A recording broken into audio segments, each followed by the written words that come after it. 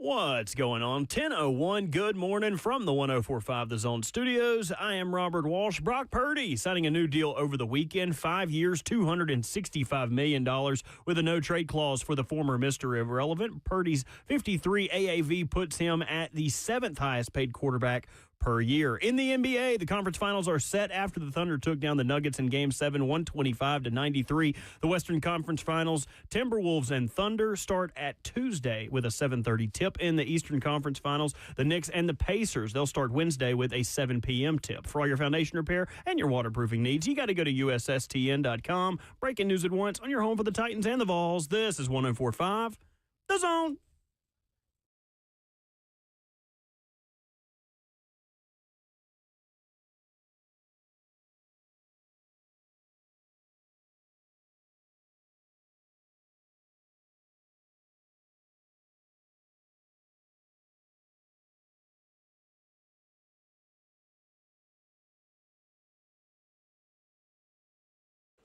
Good morning.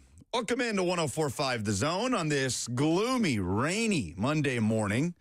Hope we can make your day a little bit brighter because the dark cloud from our show is not in the picture for the next few days. I'm Lucas Panzica, Robert Walsh, and myself with you until 1 o'clock. Glad to have you with us as we are streaming live on 1045 The Zone TV, YouTube, Facebook, Twitter, and Twitch on the F&M Bank chat after a loaded weekend. Much to discuss. Kevin Dyson, Titans legend, coming up in about 20 minutes. Michael Bratton, otherwise known as SEC Mike, will join the show. Preview spring meetings going on next week, and NFL owners meetings are going on over the course of the next couple days. Some very important discussions taking place in Minneapolis. And there is much to discuss here, Bert, because we have conference championships in the NBA and the NHL. The PGA Championship yesterday, Scottie Scheffler. Man, just unstoppable, especially on the back nine. Nobody could keep up. He wins his first PGA Championship, his third ever major. Did you watch the PGA Championship? Did you, at the very least, take a nap during the PGA Championship like I did yesterday? I didn't watch a second of it. Not even a glimpse of Scottie Scheffler. Sheffield. What's his name? What did you have going on that was so much more important than Scottie Scheffler making history yesterday? Absolutely nothing. I was having a lazy dog day. I laid on the couch. I did laundry, just hung out all day. It was fantastic. Then you did a very poor job of having a lazy day. A lazy Sunday capped by the back nine of a major tournament is the perfect way to wrap around a lazy Sunday, to take a nap during holes. What are the best nap holes during the final round of a major? Front nine, maybe hole 6 to hole 13, and then you wake up to see the winner walk to the 18th hole. You didn't do lazy Sunday right if you didn't at least have the PGA Championship on in the background. I don't think the PGA Tour did their lazy Sunday right. Did you see their drive-by of the Carolina Panthers? No, do tell. So PGA Tour posted this on Instagram and said, wins since 2022. Scottie Scheffler, 15. Carolina Panthers, 14. So apparently this has been deleted because it did not sit well with David Tepper, considering he is a member at Quail Hollow and lives on the course. Incredible. So whether you are a restaurant updating your billboard to say, what the hell are the Panthers doing, or the PGA Tour making fun of him on social media, David Tepper will get butthurt. David Tepper will tell you to take the sign down. If we're gonna do these things, if we're gonna take these shots and be edgy on social media, like the Colts putting out a schedule release video with Tyreek Hill getting arrested as a dolphin out of the water, or you said it was the PGA Tour's official Twitter account, the official PGA putting this Tour out there, like if come on. If we're going to have the courage to come out and be edgy with this stuff, how are we going to recoil the first time somebody complains about it and delete it and apologize? Like, don't even go down that road if you're just going to walk it back the moment David Tepper gets upset about it.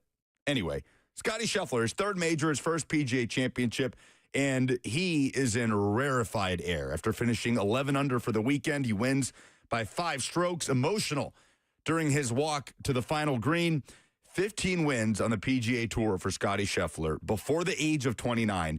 2 golfers in the modern era have done that. They are Tiger Woods and Jack Nicklaus.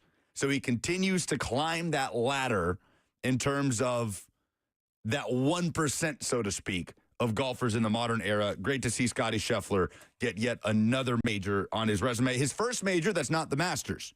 He has won the Masters twice. He now gets a PGA championship under his belt. And this feels like a good time to remind you to join 104.5 The Zone for our 2025 Golf Classic, presented by Ferguson, Monday, June 9th at Nashville Golf and Athletic Club, located in the heart of Cool Springs. This historic golf course features breathtaking panoramic views of the beautiful Middle Tennessee countryside. Purchase your team today and choose between 2 flights, 8 a.m. or 1 p.m., and spend the day teeing off with us.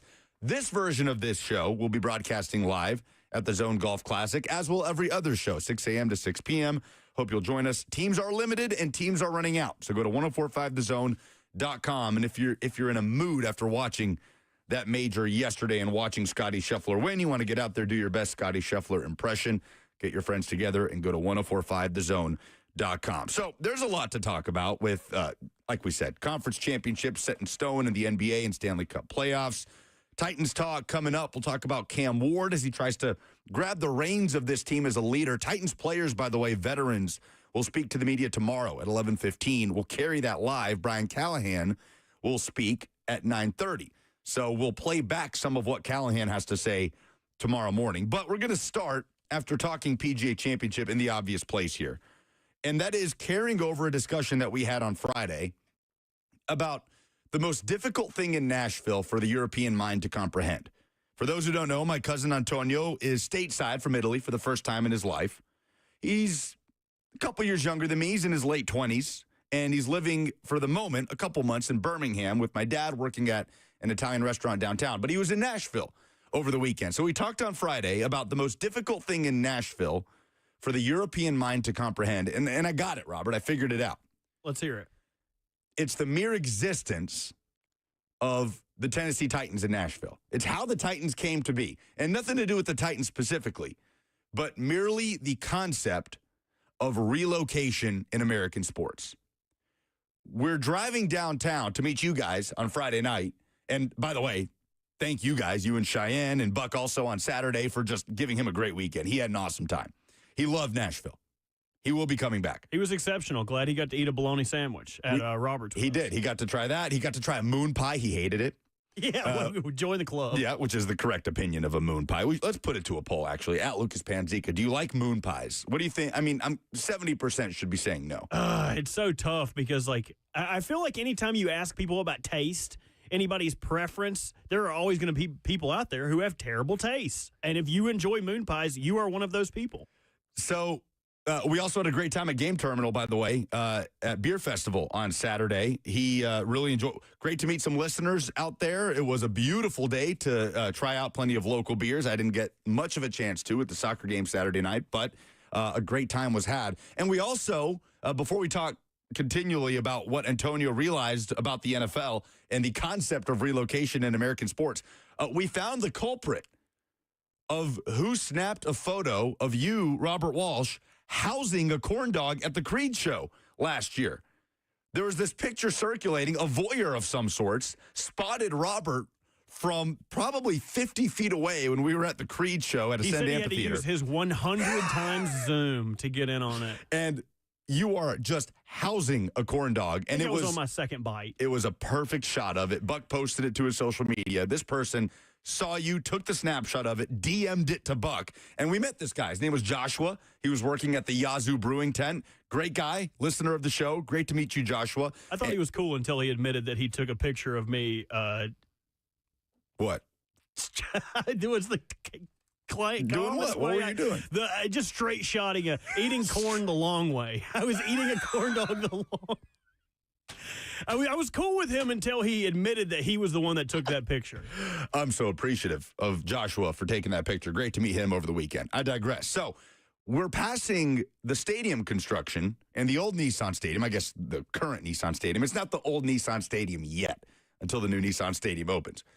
As we're headed downtown and we're talking about the team and he's asking, okay, how long have the Titans been in Nashville? And just explaining, Robert, the concept of an owner of a franchise in one city uprooting that franchise to move it to another city, he couldn't even begin to wrap his head around it. His eyes got wide And he just says, "Oh no, like that's not right. That's not okay."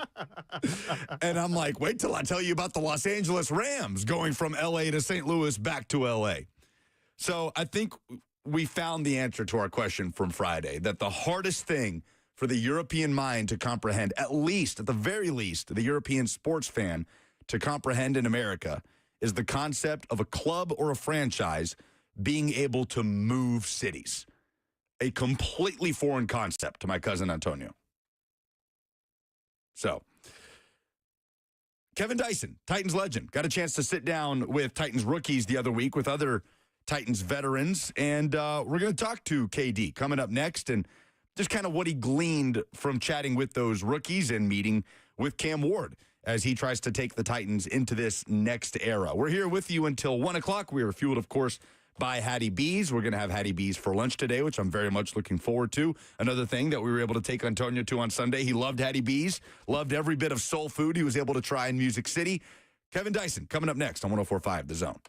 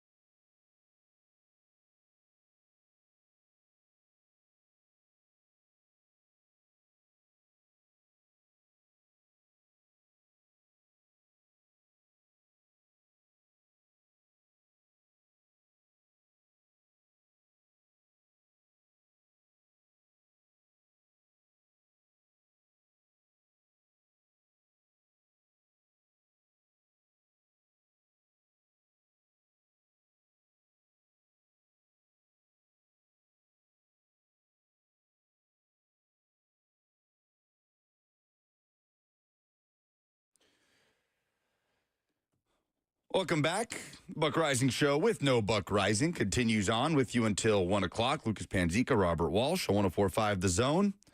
Getting ready to chat with Titans legend Dr. Kevin Dyson as he got a chance, as did a few other former Titans legends, to sit down with the rookie class last week. It came out. You can go back and listen to the 30 minutes that Kevin Dyson, Delaney Walker, Brett Kern, Keith Bullock, and Javon Curse all spent with Titans rookies, the entire draft class.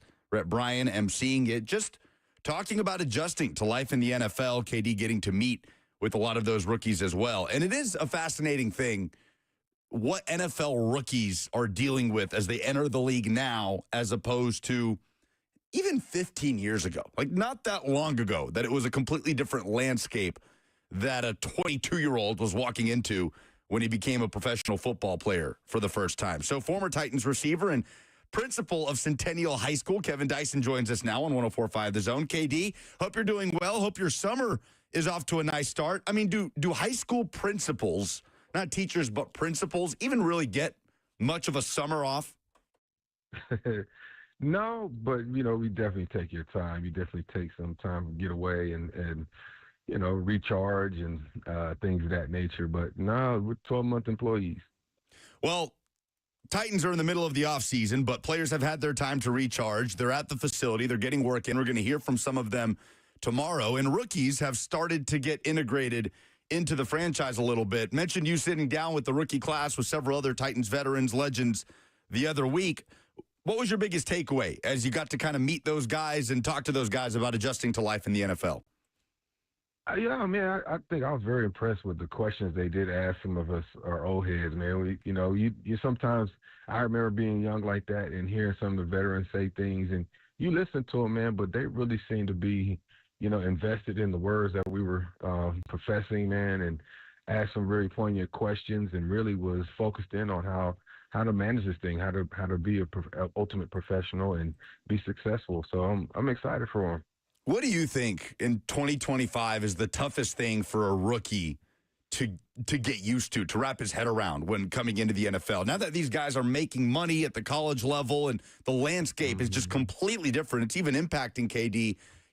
Rookies at this point, Shamar Stewart in Cincinnati, are declining to participate in rookie minicamp until they sign their rookie deal out of the draft, which before was kind of an unprecedented thing. Right now, in 2025, what do you think is the toughest thing for these guys to kind of wrap their head around as they come into the league? Expectation. There's, I don't pretend to know the whole nuances behind NIL and how that all works. But in retrospect, they have been professional athletes for the last several years with a different set of expectations and accountability that come with NIL compared to professional football contracts. So they come in with different expectations, and then everything on top of that is what I shared a few weeks back, as you mentioned, was, everything they do now is so public. Social media, everything is so instant. Whereas when I was coming up a long, long time ago, we didn't have that access to athletes and to the business side of things so instant like this. And so that's hard to contend with, man, because these are normally private type conversations and things of that nature that become super public and go viral and things of that nature. Kevin Dyson with us at KT Dyson87, where you can follow him on Twitter. You hear him after every Titans game right here on The Zone on Titans Talkback. So, KD, you got a chance to kind of meet and chat with them a little bit after the panel with you and your fellow Titans alums. Cam Ward, the number 1 overall pick, your first impression of the new Titans quarterback? Man, poise seemed to come out. He was one of the ones I felt that was the most intentional about asking questions. Make sure he shook everybody's head, man. Just the ultimate guy. You can tell why people kind of flock to him. But my first sense is that, man, this is a guy who wants to do well and is going to do what it takes to do well. He's going to make sure he does things the right way, be where he needs to be. For lack of a better way to profess that is just call it being a professional. And I think that's the ultimate dream, man, is just for him to get better each week and see how much he is able to process the game and a quick turnaround, right? Because you're going to be QB1 from the jump. So we'll see how it all transforms here in the next several weeks. Well, I'm fascinated, KD, to see how Cam Ward comes in and kind of grabs the reins of this team and this franchise from a leadership perspective. We had Joshua Pate in here a few weeks ago. Joshua Pate College Football Show on CBS 247 Sports, and he shared some stories about going to Miami and visiting the facilities during spring ball when Cam Ward had just arrived on campus as a transfer from Washington State, and just the way that he already had command of that football team, almost bossing people around literally the second day he's on campus. But he had kind of been around college football, and he's working with guys that are his peers, right, that are either his age or probably younger in most cases. Now he's coming up to the NFL where there are players that are, in some cases, 10 years older than he is, and he's kind of being asked to grab the reins from a leadership perspective. How do you think he walks that line after meeting him, getting to know his personality a little bit? Like, what is that challenge like for a rookie quarterback to come in and have that respect for the NFL, but at the same time, just take command because out of necessity, right? The Titans need that now more than ever, it feels like.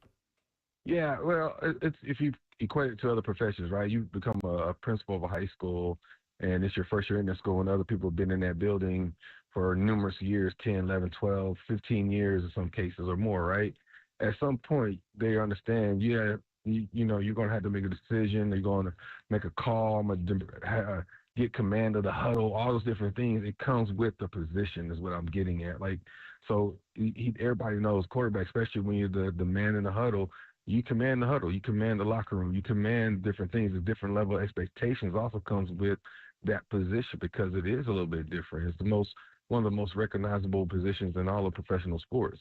So, you know, there's kind of the man that comes with that. And I think the most skillful find that balance of, you know, being humbled and learning the profession as you're leading and being an effective leader on and off the field. And I thought Daniels did a good job from an outsider looking in. I thought Daniels did a good job of that last year. I think that's part of why he was successful so much as a rookie quarterback last year, because he found that balance. That's from an outsider looking in.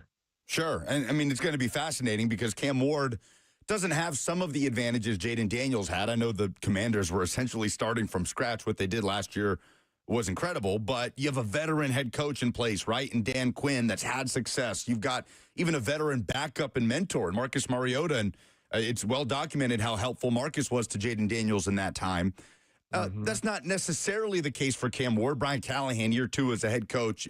Brandon Allen is in that room. He's been around, but he's never had the expectations placed on him the way Marcus did and could kind of help guide Jayden Daniels along, both of them number 2 overall picks. It just sounds like I don't envy Cam Ward trying to nail down trying to walk that tightrope, KD, because it sounds like a very difficult thing, trying not to ruffle feathers with the older guys in the locker room when you haven't done anything yet in the NFL, but still be yourself, because I do believe that Cam Ward only knows one way to play and one way to lead, and I'm just fascinated to see how that translates. Yeah, I don't think you have to worry about veterans following his lead. I think if you profess something and you do something, you go out there performing at a high level, it won't take a 18-year veteran, let alone another rookie, long to get behind him and say, we're with you. And I think that's about how he prepares, how he performs. Obviously, it's going to be key on that too, but preparation and accountability and things of that nature, that goes a long way, especially when you got a veteran locker room. Kevin Dyson, our guest on 104.5 The Zone. All right, this rookie wide receiver class, KD, 2 draft picks, both of them in the 4th round. You got Shamir DK coming in from Florida, the speedster, and Elikayo Manor. Good value late in the 4th round. The Titans get him out of Stanford. Crazy productive over 2 seasons. How much of an opportunity have you gotten to really study those guys, take a look at kind of what they bring to the table? Well, I think uniquely, they both give you some options in the red zone in different ways. One with quickness, one with more with a vertical 50-50 ball type game. I think both of them add value to your core, obviously, or they wouldn't have picked them. So it's going to be interesting to see their dynamic when you start talking about your 4th, 5th guy, maybe even your 3rd option. We'll see what they even start thinking about. But they've added some quality young guys and brought in a couple of veterans, and and what they've done the last 2 years in the receiving core has been a dynamic change. And I think it's intentional, especially with somebody like Cam. Do you want to make sure you got guys that can, make plays on outside the numbers consistently? And I think that's one area they're looking to grow. What do you make of this overall competition in the wide receiver room, just from a big picture standpoint, when you have Calvin Ridley and Tyler Lockett, really the only two veterans that have had long established careers, right? And then, KD, there's only one other player that's really done anything of note in the NFL, and that's Van Jefferson, Super Bowl champ and a productive rookie year, but has kind of bounced around since then, hasn't found his footing. When you take a step back and look at the opportunity, especially for guys like DK and Io what do you make of the competition we're about to see at that position in training camp? Man, just in which the description you gave, right? You got Ridley. He can get vertical. We saw that a little bit last year for sure. He's still explosive, but he's a technician. He's a route runner. He's a guy that moves his body very well, in and out, double cuts, things of that nature. I think what you mentioned in that, the whole thing is who's going to be able to, I can account for or rely on more on this vertical, these 50-50 balls, red zone completions, tough catches, zone-type catches, going across the middle, things of that nature. I think that's an element. You just want a guy that can extend drives and make those quote-unquote splash plays a little more on a consistent level. Did you get a chance to sit down with Alec and Shamir? I mean, any takeaways from just sort of getting to know those guys as they start their NFL careers? No, I didn't get a chance to speak with them specifically, other than just, a thank you and appreciate you type conversation. But no, I didn't get much of an individual conversation with them. I mean, you obviously a first-round pick when you came into the league for the Titans, and there's a certain degree of expectation that's placed on that coming in. These guys, fourth-rounders, like what advice do you have for rookie receivers, Chimere DK and Alec Iomanner, coming into the NFL where there's loads of opportunity currently with the wide receiver group with this franchise? Well, I would tell any rookie just by any position, you got to pay attention, know your job, be a professional. But what I told them the other day, even more specifically, is pay attention, man. If coach keeps yelling at a guy because he's not doing something, like he's not blocking, he's missing an assignment, he doesn't know his plays, well, you make sure you're doing the exact opposite. You're not missing assignments. You make sure you're blocking. You're getting down and digging that safety out. You know all your plays. You're making sure you're not giving them an easy choice when it comes down to when they got to make tough decisions. And so, and that's ultimately for any pro, but for receivers especially. And then there's Xavier Restrepo, KD, who comes in as a UDFA from Miami. Cam Ward has not been shy about saying he pitched to every team he met with. He pitched Xavier Restrepo, all-time leader in receptions and career receiving yards in Miami, which is no small feat. 40 time at his pro day set him back, probably a big reason why he wasn't drafted. And now he's in Tennessee. And we've already talked about the wide open competition, especially at the bottom of the depth chart at that spot. Is it unfair to have that expectation on Xavier Restrepo that he comes in and makes the team and contributes immediately just because he has that rapport with Cam Ward? How are you setting baseline expectations for Restrepo as he comes in after not hearing his name called in the draft? You know what? It can be like anybody else. I mean, if it truly is a competition, and we're in this business of performance, and specifically for receiver, a guy like him with his size, his stature, he's a move the chains guy, man. Can he move the chains? Can he make those third and medium, third and short type catches and extend plays and things of that nature? You kind of got to be that. I'm trying to think of people like a Wes Welker guy type of guy that just can move his body well, make plays. And get separation. And then there's that level of familiarity with Cam as well. So can he make a splash? Absolutely. I think it's just a matter of putting him in the right type of situations that he feels comfortable with, and that they can show that he can make plays even without Cam being behind center. So, but it's going to be interesting. I think ultimately guys are going to separate themselves from somebody like him on special teams. Like, is he a gunner? Is he able to go down and make plays on kickoff? How is he on punt return and things of that nature? So, you got to add value when you're talking about that latter part of that roster, let alone 5, 6, maybe even a 7th receiver. I don't know if they go 7 receiver, but you get where I'm going with it.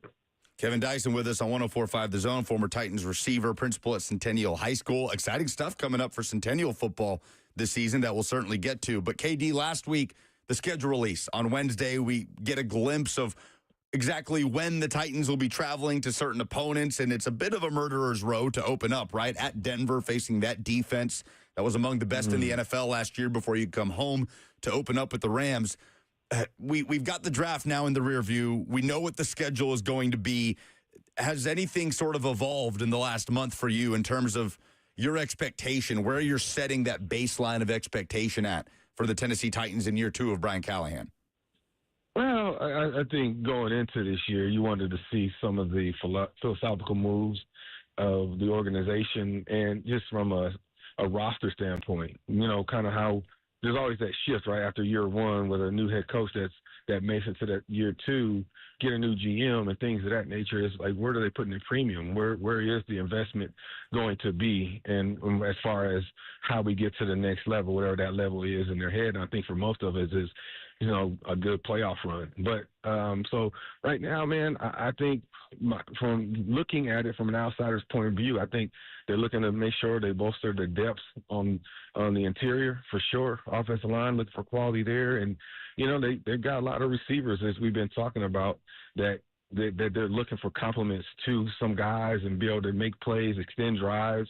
How many times did we miss out on opportunities like that last year without not being able to extend drives? So I'm excited, man. I don't know what the expectation is yet, just because you want to see kind of some of these other moves that come in summer. I always like to get a nice little first glimpse of them in the preseason, kind of see what they've been doing, listen to and read what's going on in training camp, and see just kind of where everybody's at with everything, and how they're planning on attacking, and the storylines that come from that. So it's an exciting time, nonetheless, especially what's happening this offseason.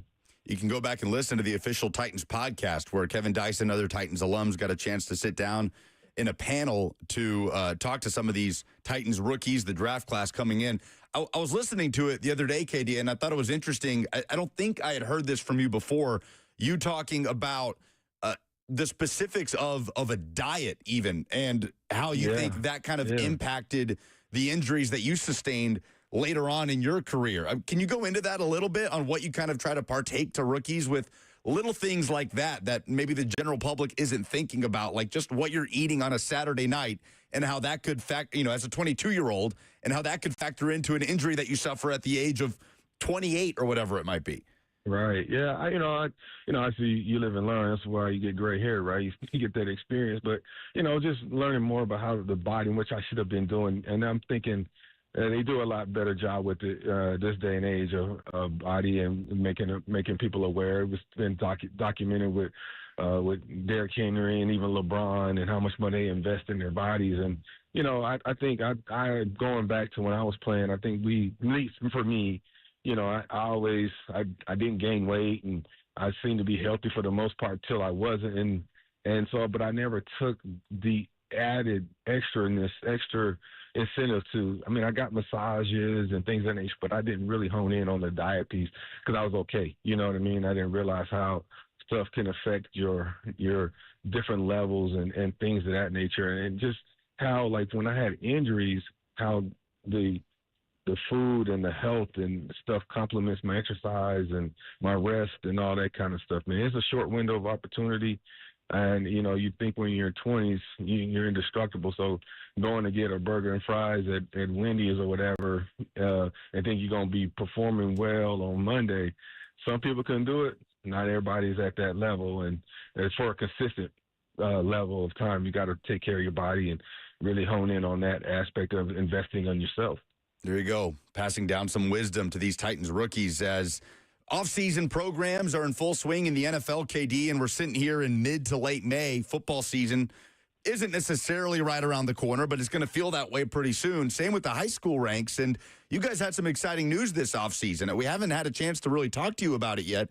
Jay Graham hired as the next head coach of Centennial football, obviously a former Vol, but just a long-established career as a college football assistant, and it's not every day, KD, that you get to hire a coach who, 2 stops ago was coaching special teams for Nick Saban at Alabama. How did that come to be, to get Jay Graham to Williamson County to coach your Centennial Cougars, and how excited are you guys about the hire?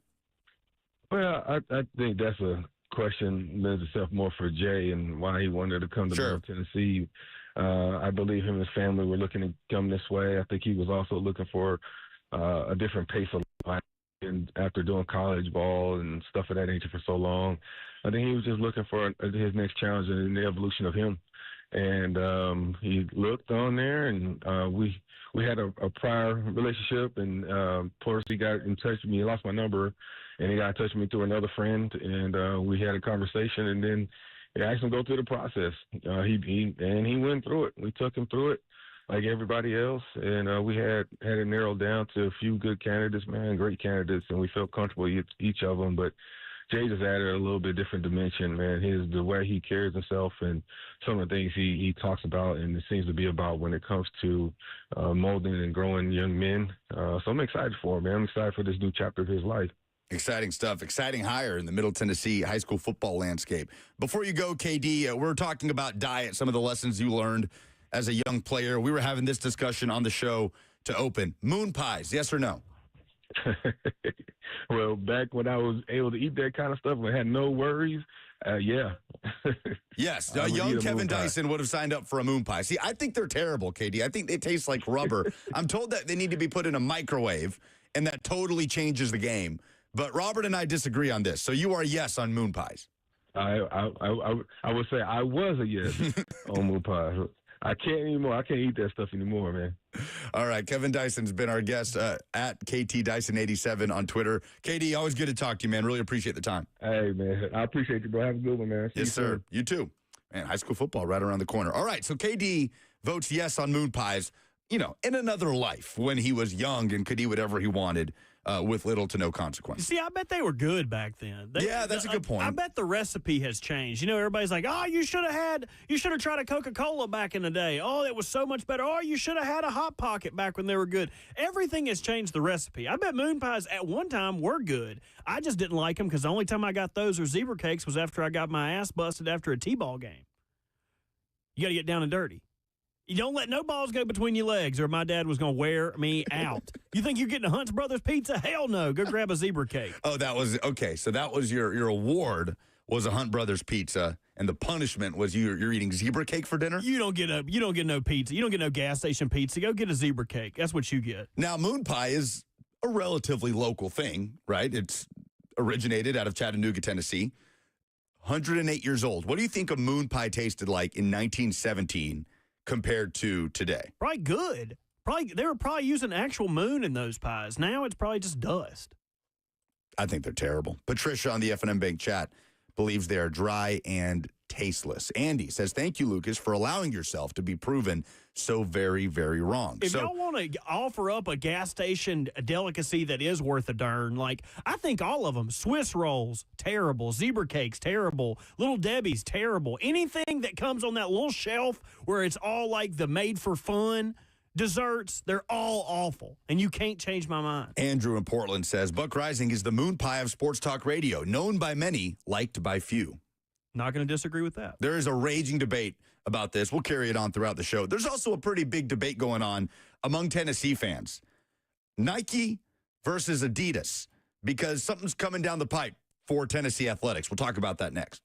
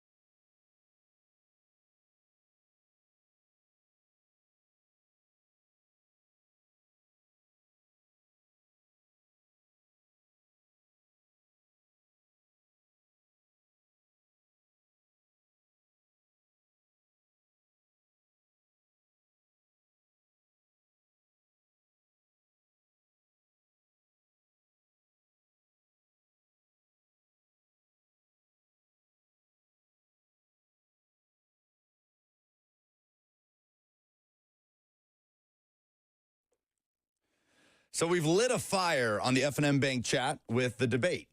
Moon pies, good or terrible? I vote terrible. Robert votes good. No. I do you not vote terrible. Yes, I'm sorry. they're terrible. Look, when it comes to you and me, to be honest, like it's very rare for me to be on a side of this food is terrible. But I will acknowledge something is terrible and still eat it. Like I'll still take a bite of a moon pie if there's nothing else going on. Yeah, if I'm starving, I'll eat one. But I acknowledge they're terrible. Yeah, if I go to Robert's and they're going to throw one with my bologna sandwich, yeah, I'm going to take a bite or two. But I'm going to complain. These are high-level debates we're having. 615-737-1045 for you to jump in. We are, of course, fueled by Hattie B's, the best hot chicken in America. I don't know how proud they are to be behind these debates, but we'll switch it over to something that's actually being talked about right now amongst the Tennessee fan base, because Tennessee athletics is nearing a pivot point. Multiple reports. I saw Fox Sports Knoxville on this. Adam Sparks of Knox News, who you hear frequently on this show, has written about this, that Tennessee athletics contract with Nike expires in June 2026. And Adam reports that the university is mulling different brand options, and it has sparked quite the debate among Tennessee fans. Now, for a little bit of background, Tennessee was an Adidas school for a very long time. I'll add, Tennessee was an Adidas school in 1998, their last football national championship, and they made the switch to Nike in 2014. So it's been a little over a decade. Now, it's almost consensus that with the switch to Nike came a far better look for Tennessee football. Nike did the smoky grays better, the dark mode uniforms, all the alternates, but also the traditional stuff. Far better in the eyes of most Tennessee fans than Adidas.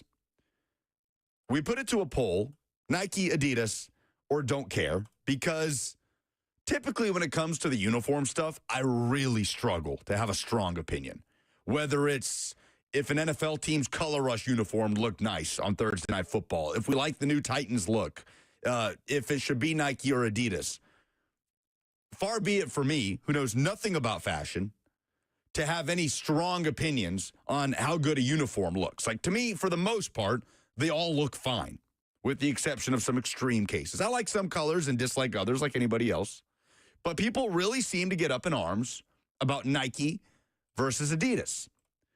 Now, it's important, as Adam notes in his article, to make clear that because Nike is currently the official apparel supplier, they will likely have essentially the last opportunity to bid. So if Adidas swoops in and makes a huge offer to Tennessee, Nike will have the opportunity to either match or exceed that offer no matter what.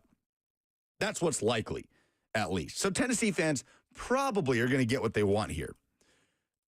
But it does have seemed to spark a big debate. And in reality, the most important thing here is whichever one gets Tennessee more money. Because I think it matters less than ever, Robert. People used to talk about this like it had a huge impact in recruiting, right? Now, high schoolers, 18-year-olds don't want to wear Adidas these days. Like, where does Adidas rank in the mind of a young football player in football apparel? Like, is it Nike, Under Armour? Has Jordan even surpassed Adidas in American football? Jordan brand? Because it feels like that used to have a huge impact in recruiting decisions for players. It might sound insane, but I think it's true, much less so now that there's actual money to be talked about, actual money to have to guide these players' decisions. Unfortunately for you, I can't really add any good chime-ins on this because as a fashion man, I am the guy who wears Crocs to work every day, so I would have no clue as to where the hierarchy lies about where kids are going with footwear. I would assume Nike is number one and Adidas is number two, but I think there is a large gap between 1 and 2. Yeah, I don't think it holds nearly as much relevance as people think it does. I mean, the important thing for Tennessee is whatever funds the talent profile of the roster more, right? Like if Adidas's offer that much outweighs Nike's, then it's a no-brainer. And Tennessee is still going to have some sort of relative control on what their uniforms look like. I will say Adidas rolled out some awful-looking uniforms for Tennessee. And many folks listening to this probably hate orange and would think that the uniforms look terrible no matter what. But I'm just talking about the design. Like the first ever smoky grays for Tennessee that they debuted in the Butch Jones era, Not for me. And I remember last week Ramon was talking about this on their show about how it does matter to kids. Like, kids are willing to take a lot less money with, like, I think the example was they had a lot of money on the table to sign with Adidas. They would have gave them like $90,000 in merchandise and then another bump in actual pay. They'd rather take Nike with no money in merchandise and just a flat fee. So kids, if Ramon Foster is to be believed, and I would believe Ramon Foster, it makes a huge difference to kids. I'd be fascinated to poll like 200, high school football recruits, 3 stars or higher, on how much importance they place on the apparel of whatever school they go to.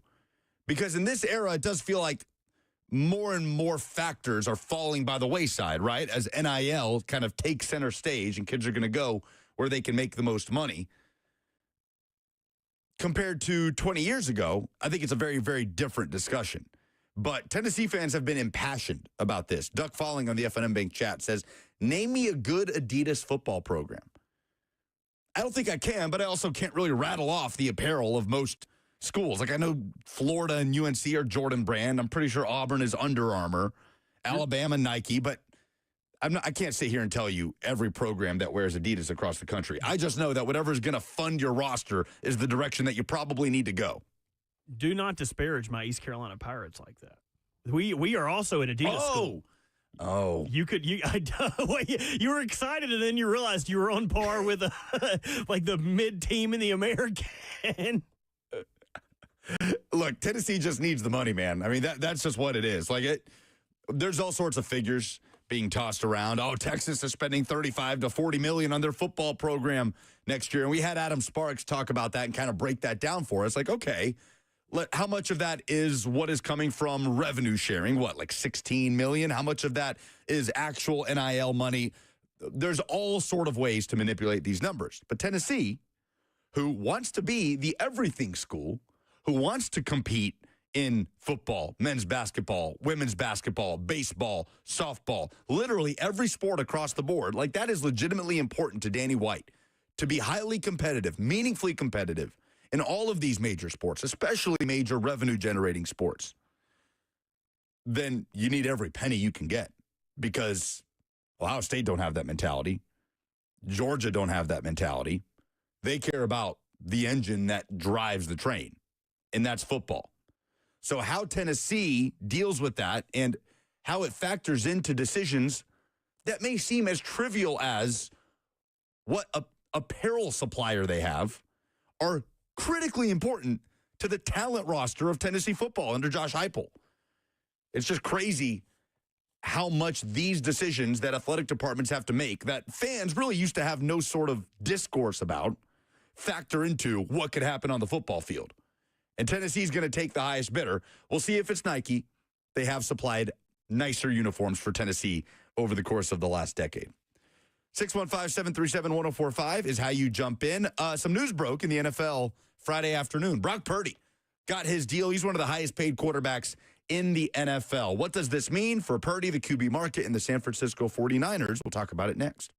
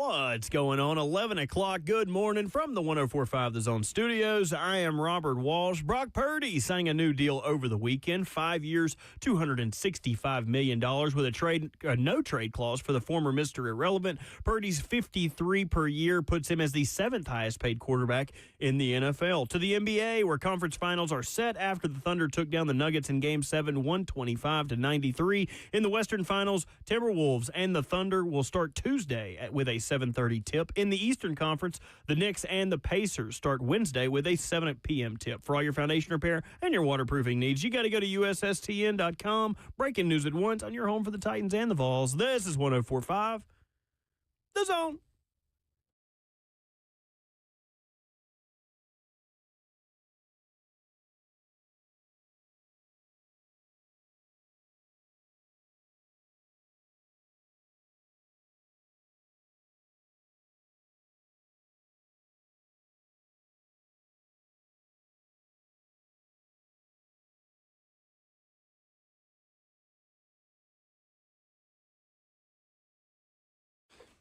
Welcome back. With you until 1 o'clock. Lucas Panzica, Robert Walsh holding it down. Buck is gone. We're all happy about it.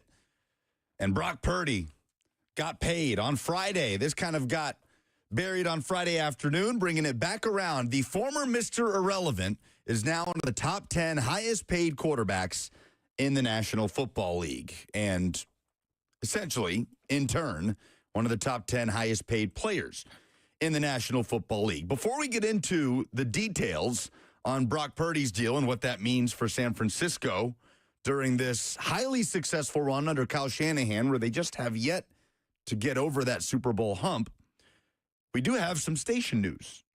We have an announcement to make. Robert, as coming up, we have a really fun event that we're bringing back. 104.5 The Zone is bringing back the Split Happens Bowling Bash with special guests and listeners Thursday, June 26th. Put it on your calendar at King's Dining and Entertainment in Cool Springs. We did this event a couple of years ago. Beforehand, it was something that we did with Buck for Home Street Home, which was fantastic, and we did it around Buck's birthday every year. But we decided, why are we doing anything about Buck's birthday? We don't care about Buck's birthday. So we're doing it as a station event. Split Happens Bowling Bash. Again, June 26th at King's Dining and Entertainment in Cool Springs. So hope you'll join us. It'll be a great night of bowling, food, drinks, prizes, and so much more. And the best part is it still helps benefit Home Street Home. Admission is free. If you RSVP, go to 1045thezone.com. That's the only catch. Admission free. You've got to RSVP at 1045thezone.com. Because it is going to fill up fast. It is. It really is. It's a super fun event. It has been a huge success every year that we've done it. We weren't able to do it last year. We're bringing it back this year, and we're just taking Buck's name off of it, which, if anything, should increase the demand to come hang out with everybody. So, again, June 26th, Split Happens Bowling Bash. Maybe people don't know, but do you remember who came up with the name Split Happens? It was me. It was you. In fact, I think that was one of your very first contributions to the radio station. I mean, you stepped on campus, as they say, and provided Split Happens, and we said, oh, we got something here. It's like the five-star quarterback that throws his first spiral in practice against air with no pads, and everybody's kind of looking around like, oh, we got something here. I remember in my first week, I played Horse versus Rock Band with you guys for the first time. We needed a giveaway for Steeplechase. Yep. I got to throw that in. I got to throw in Split Happens. And then you went on a trip for a week, and I was stuck with just Buck. Yep. And I think the Back to the Shadows was born that week. A lot happened in my first week on the job. But Split Happens is my proudest. It was. It was coined by one Robert Walsh. And it's all been downhill from there. But we persevere. So, June 26th, hope you'll join us. You have been in the lab, haven't you? You've been grinding. So I am expecting you to come out and blow us all away with your newfound bowling skills. How many times in the last 2 months would you say you and Cheyenne have gone bowling to hone your skills? Oh, I wouldn't. It's not to hone my skills. You know, you're just trying to beat yourself. Just trying to beat yourself. Not really worried about how others are bowling. I would say we go every weekend. Saturday, Sunday, Friday night. At some point, like anytime we're bored and there's a lull, I'll just look at her and go bowling. It's kind of like our love language almost. Like she never looks at me this way anymore unless I get a strike. And then it's, woo, baby, yeah. I used to be able to make her sound like that. Not anymore. Only when I bowl strikes. So it was really just a way to just bring a spark Yes. between you and Cheyenne. I don't know about that. Maybe just some time where I get to beat her at something. She's too good at everything. So you're better at her than bowling. I'm Yes. expecting you to be really good when we get to Kings Bowl. If by really good you mean like bowling a 130 consistently, then you got it. In my world, that's really good. 1045thezone.com to RSVP, June 26th at King's Dining and Entertainment in Cool Springs. All right, Brock Purdy, Mr. Irrelevant, in his first 3 NFL seasons, made a total of $2.6 million. That's a lot of money. I'm not scoffing at $2.6 million. But the San Francisco 49ers have agreed to a 5-year, $265 million deal, including $181 million in guaranteed money for the former 7th-round pick out of Iowa State, Brock Purdy. He now will make an annual average salary of $53 million per year, and that puts him in the top 10 of the highest-paid players in NFL history. I mean, an incredible story when you take a step back and look at it. We understand that. But Brock Purdy now is making as much money on an average annual basis as Jared Goff. He is making slightly more than Lamar Jackson, whose AAV is set at 52. Purdy's total money was $5 million more than Lamar, although Lamar had $5 million more in guaranteed money. And we understand that deal took place a couple years ago. The market's moving fast here, and Brock Purdy's now, he's got his money. He's got his deal. And the thing that interests me most about this, Robert, is how it changes the discourse around Brock Purdy. Because beforehand, the debate of, is Brock Purdy an elite quarterback, was absolutely there as he's leading the 49ers to the Super Bowl.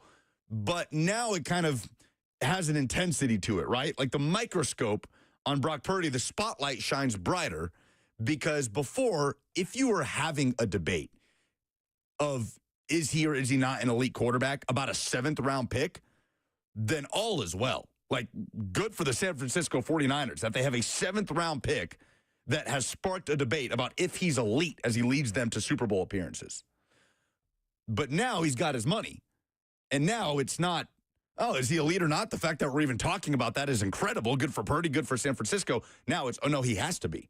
Now, if he's not an elite quarterback, then it's a huge problem for the San Francisco 49ers. They had to do this deal. We understand that.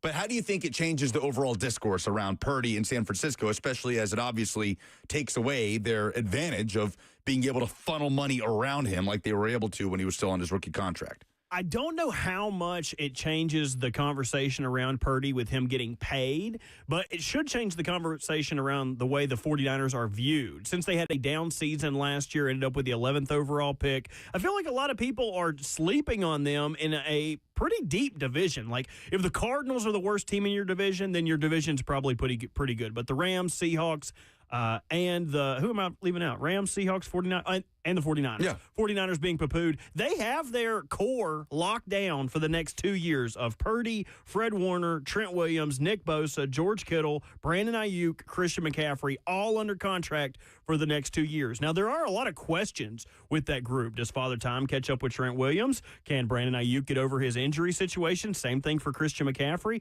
This is a very important year for the perception of the 49ers because now you could make the argument they were good in the past because they were able to capture the benefit of having a quarterback drafted in the 7th round and paying him like that, where they were able to hand out these large contracts. For example, Nick Bosa in 2026 has a $42 million cap hit.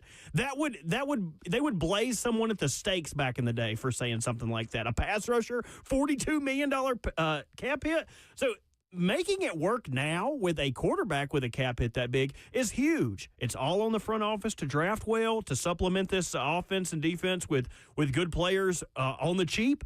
Can they do that? They've shown the propensity to add players like that, but they end up putting themselves in a pocketbook situation where they're too good. I'm going to have to pay too much money, i.e. Deebo Samuel. So that's the question for the 49ers for me coming up is, can they capitalize on now having a quarterback and be able to supplement him on the cheap? Yeah, it's a double-edged sword because you give them the credit for having a 7th-round pick so good that it gives you the ultimate advantage of having a high-level quarterback on that kind of salary, and you just get to lean into that. And they did, and it got them a ton of wins, and they've established just this standard of success over the years in the Kyle Shanahan era without getting over that hump. So it's a double-edged sword because then there's also the criticism is, oh, you missed your window to get that ring with the guy on the salary of a 7th-round pick. And now he's making $53 million a year. Now he's making $180 million in guaranteed money. And that changes things for San Francisco. And they're not devoid of talent around Brock Purdy coming into next year. Like, Jawan Jennings has taken a step in that offense. They've paid Brandon Ayuk. He's coming off the ACL. Deebo Samuel is out. George Kittle is there. Christian McCaffrey coming back from an injury. But there's no question that now the onus on Kyle Shanahan, I mean, the weight that the Niners now bear to have to play this right around Brock Purdy, it's a lot more difficult. Like, the difficulty level just went way up for San Francisco to find a way to get over that hump and win a Super Bowl in what appears to be a wide-open NFC. And they're not done paying people either. So in 2027, after this kind of core cycle is over with, Fred Warner and Trent Williams both have void years. Trent Williams will be due $28 million if he is not re-signed. That is insurmountable. That is so much of your total cap being given for a player who will not play with you. So there was a report that came out this morning that says they're inching closer to a Fred Warner extension. Trent Williams, being faced with Father Time, is a bigger extension or issue to resolve, in my opinion, with the money looming 2 years from now. But that's 2 years from now. You were asking me during the break, how long will it be before we get to $100 million in average annual value? How long do you think? Well, let me say this. 2015, 10 years ago, exactly 10 years ago, the highest paid player in the NFL was Aaron Rodgers. What do you think his average annual value was in 2015 as the quarterback of the Packers? $28 million a year. 22. Okay. That's what safeties are signing for now. Exactly. Dak Prescott is sitting there at $60 million in AAV. And look, AAV is just something we use to kind of simplify the numbers, right? Like, it's not, we understand it's more complicated than that. There's guaranteed money involved in these discussions. The AAV is taking into account all of the money in the contract. Cap numbers are generally smaller. Exactly. I understand that. But just from an average annual value perspective, Aaron Rodgers was making $22 million in the year 2015. I mean, Dak Prescott's making 60 10 years later. So in 2035, do you think we could have an AAV of a quarterback making $100 million a year? Easily. I'd say before that. I'd say it'll take less than 10 years for it to double. God, with what we're seeing now. And we get so scared, but like the cap will also go up to match this percentage. Yeah. Like, but that is still just a unfathomable number it's for crazy. me. Like, where your quarterback could just Aaron Rodgers in game one 2 years ago just walk out there and get hurt. Now your money is down the drain. You might as well go ahead and punt in the season and figure out what you're going to do next year. That's crazy. So that's what it is. Dak Prescott sitting there at the top, making $60 million a year. Brock Purdy is now a top 10 highest paid player in the NFL. The San Francisco 49ers, while we're talking about that window of the last decade, most successful or best franchise to not win a Super Bowl in that time, best team to not win a Super Bowl over the last 10 years, the 49ers. In terms of the longevity that they've now established in the Kyle Shanahan era, that standard of success, I'm hard-pressed to say that there is a team or franchise in the NFL that has had a better opportunity and has come up short than San Francisco. God, that's so tough for me. Especially with the 7th-round pick as your franchise quarterback. My only argument is the NFC has been weak the last 10 years, and the AFC has just gotten stronger and stronger. So, like, I would offer, like, the Bills as a potentially better team. Like, there are just so many people that didn't get opportunity because of how good Tom Brady and Patrick Mahomes have been. All right, in the last... biggest missed opportunity of the last decade, the 49ers not winning a Super Bowl. I would say the biggest... in a weak NFC, like you're saying, with the quarterback on a 7th-round pick salary. It would be them or the Cincinnati Bengals losing against the Rams. Those would be my two biggest missed opportunities in the last 10 years. Another team that got there with the quarterback still on his rookie contract in Joe Burrow. And we've talked about it, the importance that we place on you got to get a quarterback, got to maximize the rookie deal. The quarterbacks that have won Super Bowls in the last 10, 20 years while still on rookie deals, far and few between. Far and few between. Mahomes, Russell Wilson are up there, but doesn't happen very often. The 49ers that window is officially over. So by the time Cam Ward is eligible for his next contract, you're saying that if he's good, he could potentially be your $100 million There you go. man. Let's place that expectation on him now. Oh, wouldn't that be nice? Number 1 overall pick. All right. There are a lot of important meetings happening all over the place. I mean, NFL owners' meetings over the course of the next 2 days. We'll certainly talk about that. What's on the docket later on in the show. Spring meetings in the SEC happening in Destin next week. And Mike Bratton is going to be there. You may know him as SEC Mike. He hosts that SEC podcast. You can hear or see him on the Paul Feinbaum Show. And he joins us coming up next for an off-season check-in on 104.5 The Zone.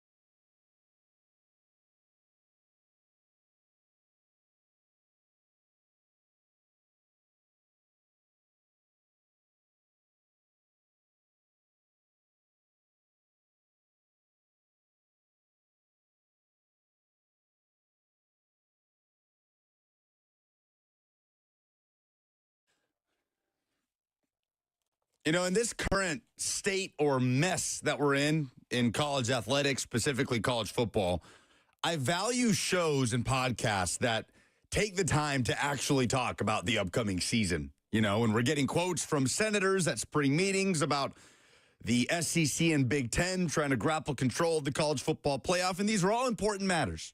Revenue sharing, the future of the playoff, when it will expand to 16 teams, what that will look like, all very important to the sport. But spring practice just concluded, and there are games about to be played here in a few months. So I do appreciate that SEC podcast for talking about those things and all of those offseason storylines. Hosted by Michael Bratton, otherwise known as SEC Mike, and he joins us now on 104.5 The Zone. Mike, good to see you on Saturday, man. We were out there at Game Terminal for Beer Fest, ran into you. Hope you're doing well. Hey, Lucas. Yeah, thanks for having me, and apologies for anything I said. I don't know how many beers I consumed during that event. Well, it was a great time, tons of local beers to choose from, and then, just looking at some of the stuff you've done recently, I realized that you recorded your latest That SEC podcast on Saturday, talking to Jake Wimberly of CFB Hourglass. So you recorded it, or at least it came out, the same day of Beer Fest at Game Terminal, as you guys were talking about Jake Wimberly and his models record predictions for every team in the SEC this season. Was it recorded before or after drinking an unlimited selection of local beer? Yeah, peeling back the curtain here. So that one, we recorded that on Friday, posted it on Saturday. But yeah, that's always a good time. Unfortunately for Jake, last year he predicted Florida to go 2-10, which that would have been hilarious. But unfortunately for him, it didn't quite happen. So Florida fans on the weekly would hit us up about how stupid we are, which I feel like I already know that. SEC Mike with us. Follow him on Twitter at Michael W. Bratton. You can see him on the Paul Feinbaum Show periodically as well. So in this CFB Hourglass model, it spat out Texas to go 12-0, undefeated in 2025, Georgia and Texas A&M to go 10-2, Tennessee as one of the teams to go 9-3, Alabama 8-4. I mean, which of those, it doesn't have to be one of the ones I named, but which record prediction kind of caught you off guard the most?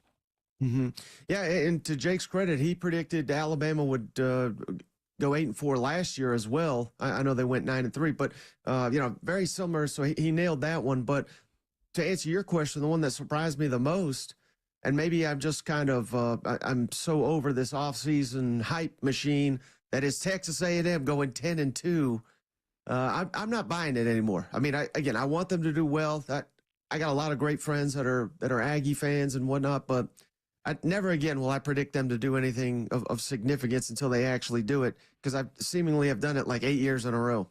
So what is it about Texas A&M that just has you exhausted? Because I'm not going to lie, I feel like I'm not seeing all the hype for the Aggies. I understand what you're saying, the fatigue from the Jimbo era, and the idea that they can take a step up. Mike Elko probably punched above his weight last season, but is there that much unbridled confidence in Texas A&M for 2025?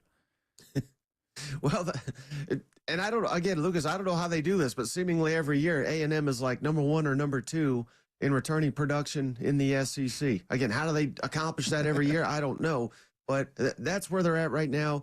They do bring back, of course, quarterback. Everybody always highlights quarterback, even though a lot of people, they try to like disrespect Marcel Reed, like he's not a good player. A Nashville native, I should add. Yep. I thought he was fantastic, given that he was not the starting quarterback. He got thrust into that role, and for the majority of the season, I mean, he excelled. They got him coming back. They got everyone on the offensive line. They got all their running backs.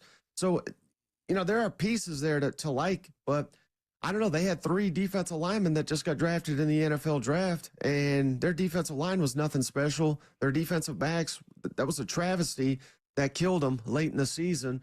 I thought Mike Elko was going to be some, when he was the defensive coordinator there previously, A&M was dominant on defense. I didn't see any of that last season. So until they get that side of the ball corrected, I'm just not a believer.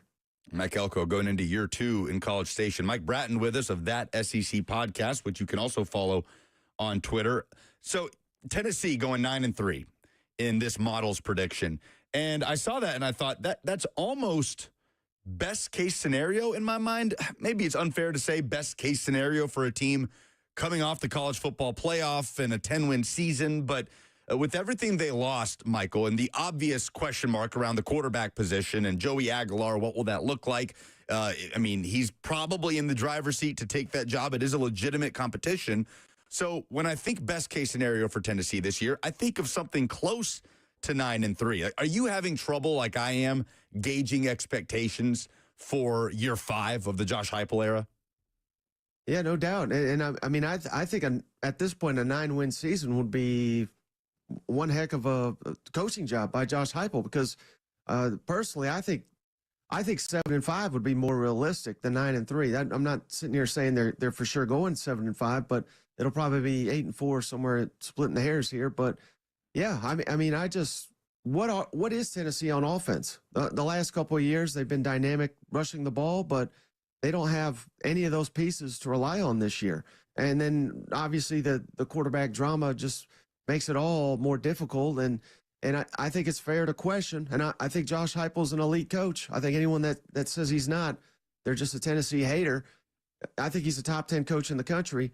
But I think it's also fair to say something's not there when it comes to offense. Now, was that the quarterbacks who couldn't hit the deep ball? I don't know. But for consecutive seasons now, a lot's been lost off Josh Heupel as this offensive guru. And I don't know if it's just the SEC's adjusted. I don't know if it's the quarterbacks and receivers not being on the same page. Whatever it is, I don't see how you correct that by bringing in a guy after spring football. It's very hard for me to see all those pieces meshing together in time for football season. Yeah, it's a tall task, no doubt, trying to get back to that kind of bar they set in 2022, the lightning in a bottle. And it's interesting, Michael, and I say this as a Tennessee alum, by the way, the way that the goalposts have been moved a little bit going into year 5 of the Heupel era, and for good reason, because if you were to go back in time to 2022, while Tennessee's winning 10 games and knocking off Alabama and lighting the world on fire offensively, and you ask any Tennessee fan, okay, if this is what's happening in year 2, what do you expect to happen in year 5? Any Vols fan would have told you, well, you need to be competing for a national championship. Hopefully, we've already won a national championship by year 5, right? If you're to ask them at that point with the high that was the 2022 season. But the context around the season is different for very obvious reasons, Nico leaving. And I think Vols fans are giving Heupel that grace, where in any other scenario, an 8-4, 9-3 season in year 5 would be considered a step back, a downward trend. And then you have Urban Meyer coming out after the Nico saga saying that, okay, that's great, you take a stand, but what happens when you're losing to Florida? Do you grab the mic and remind Tennessee fans that nobody's bigger than the program and you took a stand? Like, what is sort of the threshold where the patience starts to wear thin on Josh Heupel, where the grace from how he handled the Nico Iamaleava situation wears off for Tennessee fans in 2025? Well, first of all, yeah, let's shout out Urban Meyer. That's a guy we should all take moral stances from. I mean, he literally had a guy killing people on his team, but he didn't care because he was winning games. But, yeah, I mean, in a sense, I see what he's saying, because I was kind of the same deal where I don't really care at the time. I didn't care what Nico was asking for. Pay him, because, yeah, Josh Heupel's popular today. But, even though I just mocked Urban Meyer, he's correct. If Tennessee goes 6-6 this year, or 7-5, like I said, I think they might. I don't think fans are going to really care that he took a stance. But at the same time, can every player that's got his hand out and shopping himself around and not coming to practice? I mean, there should have been a meeting in the middle. I would have thought there would have been, and I mean, we could go all day on that. But Nico, obviously, I think he tarnished not only his legacy. I don't think he has a legacy anymore at Tennessee. I think he hurt his draft stock. Now, he can recover that, but I thought his plan all along was to go 3 years and then go NFL. I don't think there's any shot that happens unless he has some kind of miraculous season next year at UCLA, which again, that seems very far-fetched. So where is Tennessee at? It's a tough spot. I would have paid him, but that was before he didn't show up to practice and was MIA. I think Josh Heupel made the only move he could have made at that point in time. Yeah, I mean, and look, you're right. We could open up that can of worms and talk for hours about could Tennessee have handled it differently, how much criticism should be on the university as well, going into the portal window after the regular season when certain demands were being put out there by the Nico camp. And it's a whole can of worms. But the question, or there is no question, that Josh Heupel is going to face some level of pressure going into 2025. I feel like there is some grace there. How much is that grace tested is going to be fascinating to find out. He's nowhere near the top of the list, though, in SEC coaches, Mike, that are anywhere close to a hot seat or even a warm seat in 2025. And I kind of keep coming back to two names, and they are Hugh Freeze and Brian Kelly. Am I leaving anybody out in terms of the SEC head coaches facing the most pressure going into next season? Mm-hmm. Well, certainly Sam Pittman, I would throw all in that conversation. At Arkansas, it seems like Arkansas fans are already over and done with Sam Pittman. He was a hero 2 or 3 years ago. Now he's out the door. But yeah, Hugh Freeze, absolutely, he's got to deliver. They backslid last year, and they'll probably backslide again. Quite honestly, Billy Napier. Here's two names. I'm not saying these guys are going to get fired anytime soon, but that could happen. Lucas is Billy Napier at Florida and Brent Venables at Oklahoma, because I think the offseason hype, I don't know if you saw this, Josh Pate, who doesn't have respect for that guy? He put Florida and Oklahoma in his preseason top 10. And I'm high on both those teams. I think that's a little much for my blood. But again, the point being, the expectations are sky high right now in Gainesville and Norman. And what happens if those teams go like 8-4, which I think would be a good season for both given their schedules? All of a sudden, that looks like an awful season. We're preseason top 10 according to some people. We should be, competing for the college football playoff. If they go 7-5, I mean, I don't think either one of those guys survives a 7-5 type season. Well, and it kind of correlates with the expectation on the quarterback position for both of those programs, right? I mean, DJ Lagway supposed to take a big step. Could he be a Heisman contender? He certainly flashed the talent as a true freshman at Florida during that midseason turnaround. And then John Mateer, Mike, who is being looked at as probably the biggest transfer portal acquisition at quarterback, arguably in all of college football. So I guess I'm not going to be too surprised that sort of preseason weight is being placed on those programs when the weight of the quarterback position's expectations seems to be as high as it is. Yeah, and John Mateer, you're right. As soon as they got him from Washington State, I started watching his games. I loved him. I was hyping him up. But it's reached a point now where it's almost like I've come full circle. We're like, wait, he's not that good. You know what I mean? Like, I think he is very, very good. But is he going to go number one in the draft? Is he going to reinvent Oklahoma football? I don't think there is a player out there that's going to do all that. But yeah, it's a long off season. I talk myself into circles. But yeah, I mean, anything short of 8 wins, I think at this point is a failure for both those. And I'm not sure that's quite fair, again, given the daunting schedules they have. But that's a reality of college football, especially in the SEC. Fans demand excellence. But yeah, and then you did hit on Brian Kelly, buddy. It's playoff or bust, I think. If they don't make the playoff, he's got an insane coaching buyout at something like $75 million. I think they're going to fire him if they do not make the college football playoff, given all the money and resources they poured into this season, and given the fact that they got Garrett Nussmeier back, who some people think could be the number 1 pick in the 2026 NFL draft. Man, they better win 10 games. Otherwise, Brian Kelly, this may be his final season at Baton Rouge. I don't think you're wrong about that, Mike. SEC Michael W. Bratton on Twitter with us on the Zone. No, I'd argue, and tell me if you disagree with this, that no head coach in the last 5 years has been hired in the SEC with a greater degree of expectation upon arrival than Brian Kelly. Even Kalen DeBoer, who comes in, and we understand that he takes the reins from Nick Saban and that the standard will be national championships, of course, at Alabama. But you'd be a fool to look at that situation and think, okay, look who he's taking over for. Brian Kelly comes into a spot where the last 3 head coaches won a title, including Ed Orgeron. So it's a very different mindset, right, than Kalen DeBoer walking into Bama.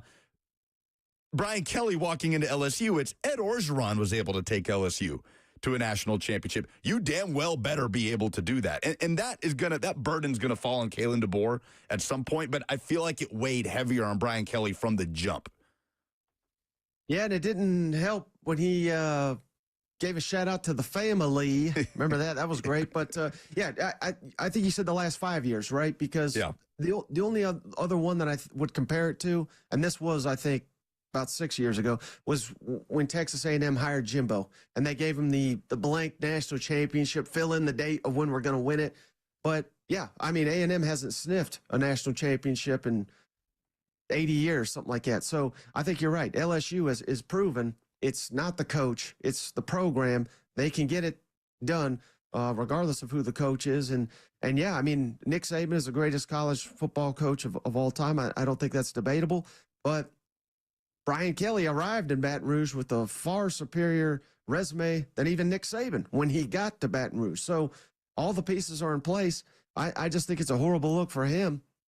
I know it's more difficult in the SEC, but it's a horrible look for Brian Kelly that his former team made the national championship before he did. When, you know, that was the reason cited, was he didn't think he could win the national championship at Notre Dame. He hasn't sniffed it at LSU.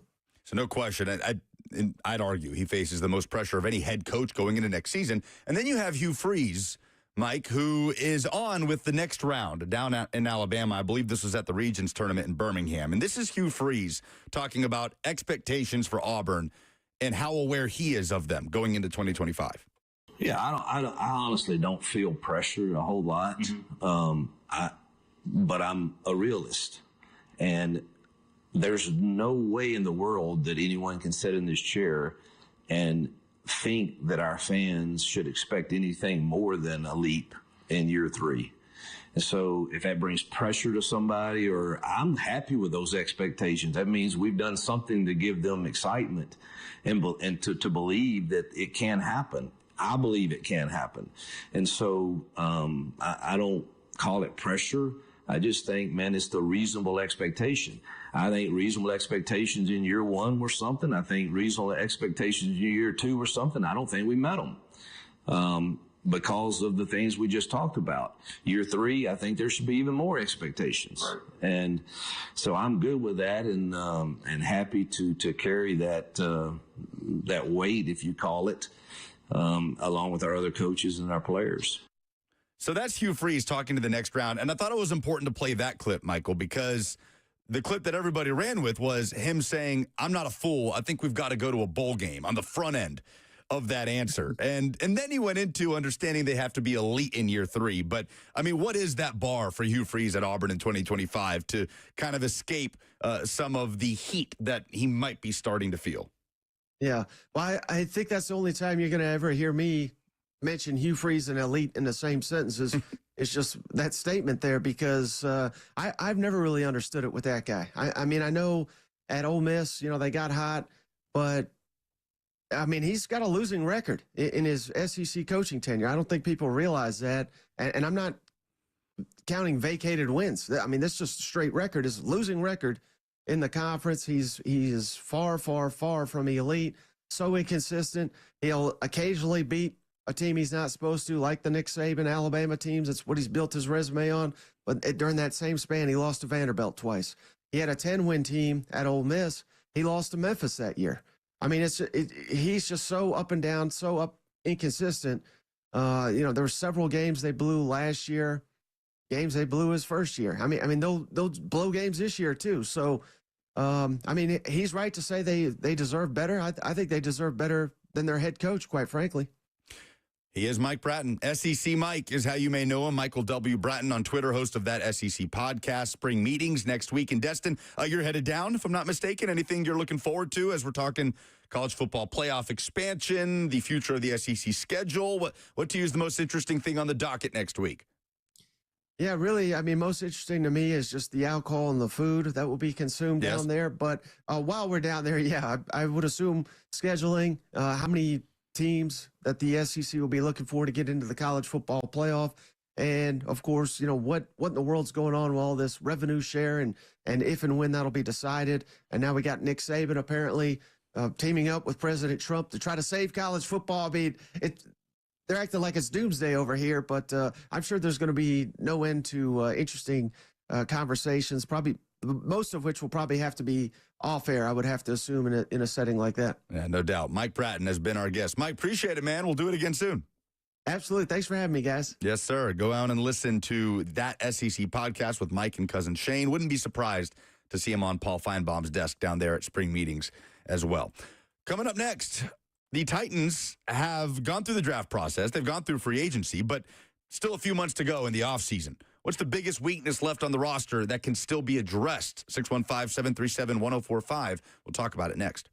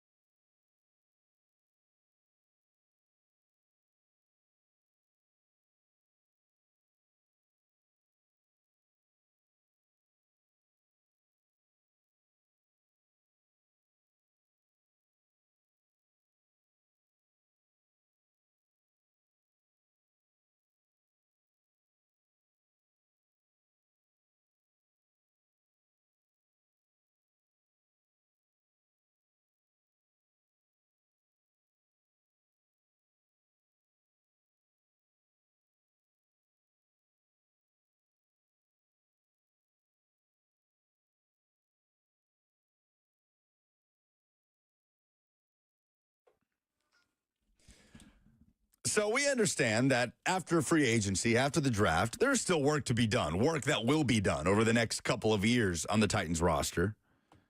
Long-term project type stuff. But with a few months left in the offseason, the waiver wire churning, few players still out there available in free agency, what's the biggest remaining roster hole on the Tennessee Titans? And especially, what's the biggest remaining roster hole that they can do something about here in the next few months? Meaningfully, right? Not bringing in an off-ball linebacker that might play some special teams. Somebody that can come in and play snaps next to Cody Barton. Because to me, and we'll cut right to the chase, it comes down to those two positions. Off-ball linebacker and pass rusher.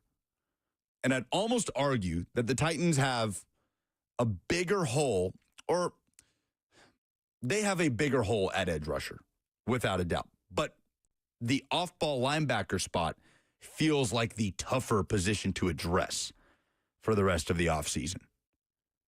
Is that crazy to say? When you're talking about the edge rusher spot, Zadarius Smith is still out there. If you wanted to bring in another aging vet, Matt Judon didn't give a ton of juice to the Falcons last year, led them in sacks, but he's out there and available. The names at the off-ball linebacker spot are far and few between, at least in free agency. I think the Titans would agree with you, not to cut you off there, because of the 6 additions that they've made through the waiver wire, 5 of those have been either outside linebackers or inside linebackers. And Anthony Orji, Curtis Jacobs, Amari Burney, Lorenzo Carter was a signing, and Titus Leo. So signing all of those guys, they obviously want to continue to churn the bottom of the roster and try to figure out if any of those dudes can contribute. We know Cody Barton has one starting spot nailed down, right? He's brought in by this regime. He is consistently available. 3 years, $21 million off the top of my head, I believe was the deal for the former Denver Bronco. So who starts next to Cody Barton? Right now, you're looking at a depth chart of Otis Reese. Could James Williams and Cedric Gray take a step in year 2? Those are the names that you're getting down to at the off-ball linebacker spot alongside Cody Barton. So there's going to be a competition throughout the course of camp for that spot. And then you look at the free agency names, and it's C.J. Mosley. It's who you said to me before the show, Robert, you think he might as well, you think he's going to retire, or you think he should retire as he approaches the age of 33? I think he is leaning retirement. In his, he did a press conference with the Jets after being released, which you very rarely ever see, about thanking the organization, thanking the team, his teammates, saying that he has a decision within himself to whether he would like to play football anymore. So when a player does that and they give that player a press conference after being released and doesn't just kick him in the ass and revoke his key card, that makes me think that player is heavily leaning on the side of retiring. Now, he was an okay player. The thing with C.J. Mosley is his health, him being available. And I believe he was pretty available last year. I'd have to double-check that. But he's almost 33. How much investment is that going to take? I would almost, and this is my question to you, I would almost rather them find people who can contribute like a Jack Gibbons, someone who they got as a UDFA, than to go out and find a veteran to fill those holes in a rebuilding year else anyway. So I wonder if you feel the same way, if the Titans should go out and just sign spot starters, sign guys to fill this, or give Otis Reese, Caleb or Cedric Gray, James Williams, give those guys a chance to Anthony fight. Orji. Yeah. Anthony Orji to fight for the position. Yeah, I mean, and C.J. Mosley, by the way, played in 4 games last year. The 3 years before that, he was consistently available. And that's a guy, he opted out in 2020 due to COVID. Remember, he didn't play in that season. It was his second year with the Jets after, obviously, the fantastic start to his career in Baltimore. But played 16 games 2021, 17 games 2022, 17 games 2023. Huge drop-off in 2024, playing in only 4 games, starting in 3. I mean, he had toe injuries, neck injuries, all sorts of stuff. So big drop-off there for a guy that is about to be 33 years old in a month, exactly 1 month from today. And his calling card as a player was how movable he was. Yes. He wasn't the best guy at necessarily guarding people in motion, but moving sideline to sideline, covering tight ends. That's what is his calling card. And that's what's going to dissipate with age quicker, Yeah. too. And then you got a guy like Jalen Reeves-Maybin out there, right? Local guy from Clarksville, played at Tennessee, also had a pretty big injury drop-off after being a consistently available player for the Lions. And Reeves Maben has kind of made his money on special teams over the years, played in 10 games. Last year was out in the postseason for Detroit. So, yes, a long-winded way of answering your question. I would almost rather just have that churn and try to create competition to have a guy step up next to Cody Barton than put your chips in on a vet that has dealt with injuries in the latter part of their career, which is something the Titans have clearly strayed from in this free agency period. When it comes to the veterans that they've signed, not a single one has had any recent injury issues. Not one, right? You can point to the draft and a couple of guys coming off of injuries. Kevin Winston, obviously the partially torn ACL. The safety only played in 3 games last year, but those are higher upside guys that are so early in their careers. When it comes to the vets they brought in free agency, all of them had that one thing in common: availability. So it's hard to find linebackers that can help you right now that are out there that kind of check that box for the Titans. And I think that's the key word, that can help you right now. Because the Titans are in a unique spot having the number 1 position in the waiver order until, I believe, week 3 of the NFL season. So roster cut downs, when these rosters go from 90 to 53, the Titans will have the first pick at literally every player subjected to waivers. Yeah. So in my opinion, if they go out and they add someone who is a veteran that they would have to promise a start on the roster to, whether that's through guaranteed money or saying, hey, you're definitely going to be a part of our plans next season, you limit yourself as to the players that you could potentially add, because it's not adding people off and going, oh yeah, we'll sign you to the practice squad and we'll bring you up in a couple weeks. You have to add them to your 53-man roster then, right now. So if you sign those guys, the Jamal Adams from last season, that's potentially a spot that you could be using to bring someone that was going to make another team's roster. They just didn't have a spot for. Man, I really wish we could have kept this guy. You get to have first claim at those guys. So if you just add a bunch of bodies, you're filling up the seats unnecessarily before you get a crack at signing one of those, because I could argue you could sign Clowney, Za'Darius coming into training camp, or at least having those conversations with those guys. Like, it's almost like the Justin Houston end of his career pass rusher. Like, I'm not coming to training camp, I'm not playing in the preseason, but after week 3 of the preseason, I will come work out for you guys and I will sign. I think that should be the path they take, rather than just coming out right now to sign somebody just to say you signed somebody. For sure. And that is a path that they have more options to take with at the edge rusher spot. Like, I'm not saying that off-ball linebacker is the biggest weak spot. I think Titans fans are going to feel the absence of a high-level pass rush more, obviously, this coming season. Titans were dead last in the NFL in pressures last year. They were bottom 3 in sacks. They lost their sack leader in Harold Landry. I understand Harold Landry moved on. He probably got more money than you would have wanted to give him here, and it was time to move on from Harold Landry. But you're going to feel that more, the lack of a high-level, consistent pass rusher. And Femi Oladejo is going to have to grow up fast. But there are some options out there to just supplement that a little bit, as opposed to off-ball linebacker, where that best solution is probably in the building now. And I don't know how good that solution is going to be. Real quick, did you see, you brought up Jamal Adams. Did you see that he is campaigning to go back to the Jets? Yes, I would love to go. He did a chat with Jets fans on Twitter the other day. He said, I would love to be back with the Jets and obviously finish it the right way. Man, that would be a dream come true, just to patch up that relationship and kind of make it right. I'm sure you would. I'm sure you would love to be with any team right now if you're Jamal Adams. I'm sure if the NFL pool dried up, he'd love to play for the Birmingham Stallions if at all possible.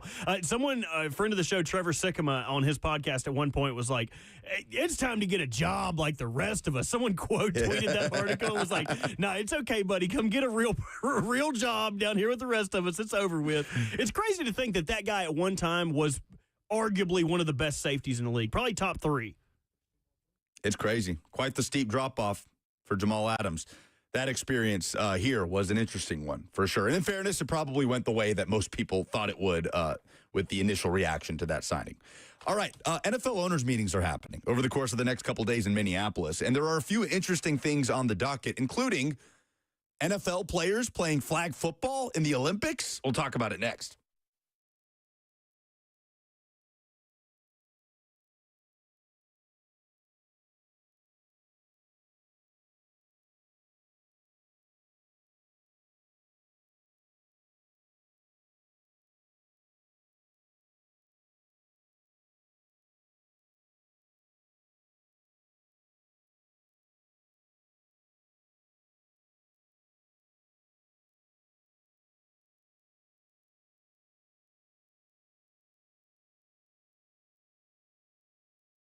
Hit the buzzer beater with your retirement goals. Call Trajan Wealth today, and they'll walk you through the process with their tailored wealth management solutions. The simple truth is that there is more to retirement planning, for example, than simply calculating your expenses. Trajan Wealth can help you design a strategy based on realistic options that align with your goals and with your circumstances. If you're interested in wealth management that's designed to protect, maintain, and expand your financial portfolio, then Trajan Wealth is here for you. They offer retirement income planning services that start with an in-depth understanding of your short and long-term goals. So call Trajan Wealth today to learn more about these strategies. 615-270-5000. That's 615-270-5000. There are 2 locations here locally, Brentwood and Franklin, or online at TrajanWealth.com. Advisory services offered through Trajan Wealth, LLC, an SEC-registered investment advisor. This is a paid advertisement.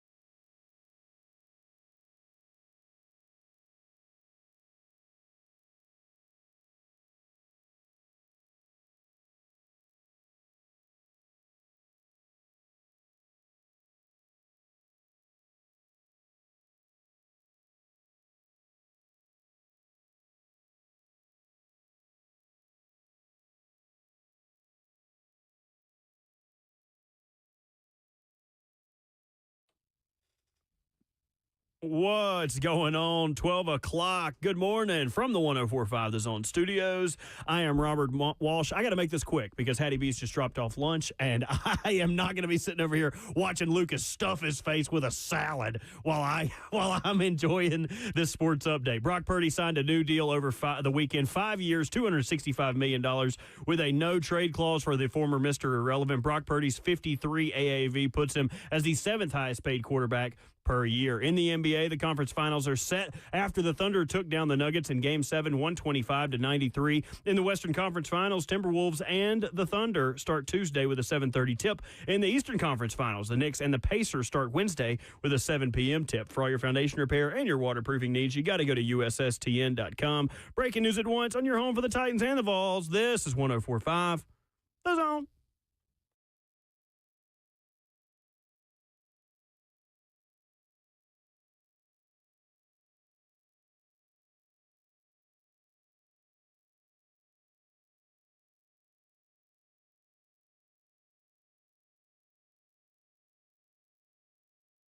Hour 3, lunch hour for many people, including us, and Hattie B's was gracious enough to bring us lunch. Robert, I'm watching him sprint out of the control room. He is going to burst into the studio. He even left the music playing in 3, 2, there he is. Look at him go. I wish we had him on camera right now, jogging over. There is grilled and fried chicken in the studio. It's all medium, Robert. There is one box of damn hot fried chicken there for you. So, there it is. Go on. Go on, pop one. Pop one. I'm good. Just one. Shout out to Hattie B's. It's where you should go for lunch today. And you don't even have to leave your seat if you don't want to. HattieB.com, the Hattie B's app. You can order for delivery. By the way, if you download the Hattie B's app today, you literally get a free dessert just for downloading the app. Go ahead and tack on some banana pudding to your delivery order. Start to build up those rewards. It is the best hot chicken in the world, which we are going to experience once again here in the next break. Robert will be doing it for the rest of the show. May not hear from him again. So, NFL owners meetings. Now, I know you want to be a part of this discussion, Robert. Oh, crap. NFL owners meetings over the course of the next 2 days happening in Minneapolis. There are a few things on the docket, right? They're bringing back the tush push. If you'll remember owners meetings in West Palm Beach, they talked about the tush push. They did not vote on the tush push. They tabled it, and hopefully it'll be voted on over the course of the next couple of days. I don't know about you guys, but I'm kind of tired of the tush push discourse. Speaking of the Eagles, they just extended Nick Sirianni on a long-term deal. We don't have the terms of it, but that was some NFL news that just dropped. But the main thing on the docket that we're talking about today, tush push will be discussed, playoff seeding will be discussed, all very important. But NFL owners are expected to vote on flag football. Now, flag football will be played in the Olympics for the first time ever in 2028. Owners are going to discuss a resolution this week that would allow NFL players to participate in flag football in the Olympics. Now, this obviously has prompted a ton of discussion. We've put it to a poll at Lucas Panzica. Which NFL player would you most want to see on an American flag football team at the Olympics? 615-737-1045. Now, right out of the gate, Robert, I mean, how do you want to do this? I don't even want to go to you right now. Your face is stuffed with chicken. It's okay. I'm almost done. Okay. We could do this like a draft, but we can just draft a starting five on offense because there's so many different ways you can go about this. When you're building out a flag football roster of NFL players, like I feel like there are a select few quarterbacks that you would want in there. You want a running quarterback, right? Like that's the ultimate preference is you want a dual threat quarterback on your flag football team, representing America, representing the NFL.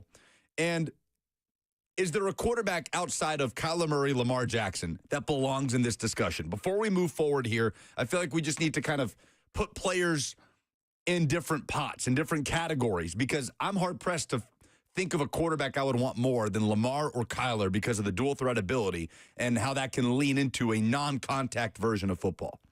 Yeah, I still think you would want to include Patrick Mahomes, Josh Allen, Joe Burrow, because Joe Burrow and all of them, Josh Allen included, have escapability. I wouldn't come out there and say that Joe Burrow is a dual threat, but what Joe Burrow does have is evasiveness in the pocket, being able to maneuver around despite his crappy offensive line the last couple of years. So, like, I would still include them in the conversation. I just think inevitably you're going to want someone who can also be a weapon as well as a distributor.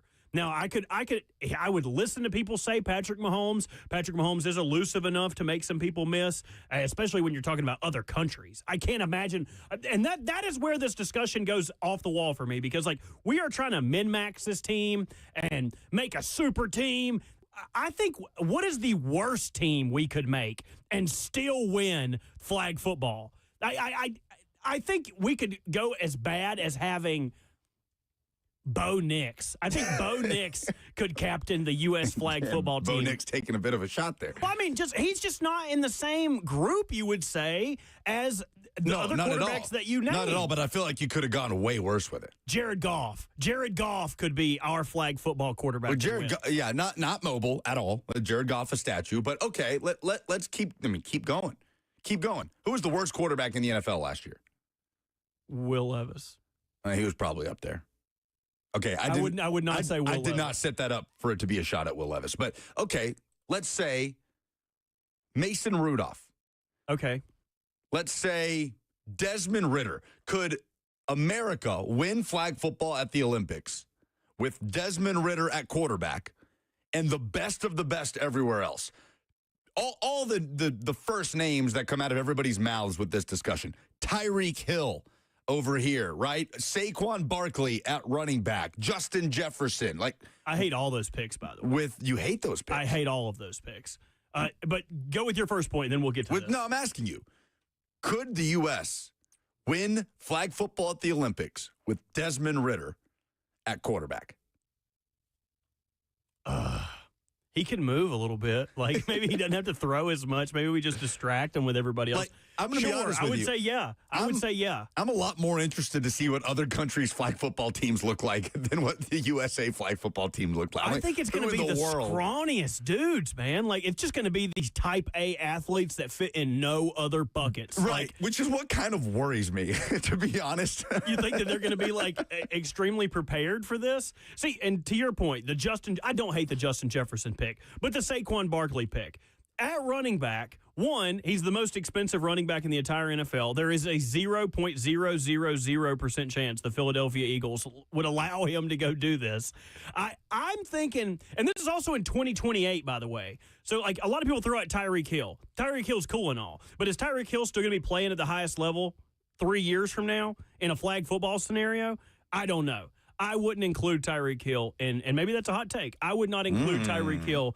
Do you want to hear who my all-star cast would be? Why don't we do this? Let's set up the parameters first. And then on the other side, in the next segment, we'll do a brief draft where folks can call in as well. 615-737-1045. And we'll just, we'll do offense on the 5 offensive players you would most want to see representing the U.S. in flag football. Because I understand if you're a Titans fan and you're hearing this, and look, I don't know what Titans player would be most likely to be on the American flag football team. But if you're a Bengals fan and you're seeing this being voted on by NFL owners, you're probably thinking, for the love of God, do not let Jamar Chase go potentially tear an ACL playing flag football in the 2028 Olympics. So the parameters are as such. This is straight from the resolution that NFL owners are going to vote on in the next couple of days. Be it resolved that the Management Council is authorized to negotiate appropriate arrangements with the NFLPA and, in conjunction with other NFL committees with national governing bodies and Olympic authorities, to implement rules governing NFL player participation in flag football during the 2028 Olympics, including permitting players under an NFL player contract to try out for a flag football team that's participating in the Olympics, limiting NFL player participation to no more than one NFL player from the roster of each NFL club for each team participating in the 2028 Olympics, in addition to permitting each NFL club's designated international player to play for his country. So, no more than one player from each team can participate, plus each team's designated international player. So I take that as Alec Iomanner, right? From Canada. Titans draft pick, 4th rounder out of Stanford. He is not their international pathway player, but I understand what you're saying. Right. But I don't think that it has to be an international pathway player. Unless that's what this is stating. This to me makes it sound like they're saying that the NFL can designate an international player. Okay, no, maybe it is that. We can get some more clarity on this. Maybe, Yeah, that would be my big question. Yeah, does it have to be your international pathway player, which in the Titans case would be still Thomas Odukoya, if I'm not mistaken? That's a good question. I'd have to look at their roster. Not sure if Thomas Odukoya is still technically on Yes, he is still on the roster. Yes. Okay, so Thomas Odukoya can represent the Netherlands, and the Titans could send somebody to play for the U.S. But in other words, you can't have Jamar Chase and T. Higgins, right? They can't be teammates. So we'll do this coming up next. We'll do a brief draft of the players you would most want to see representing the U.S. in a flag football tournament in the 2028 Olympics, and which Titans player would be most likely to get to the point where he'd be included in that conversation come 2028. We'll talk about it next.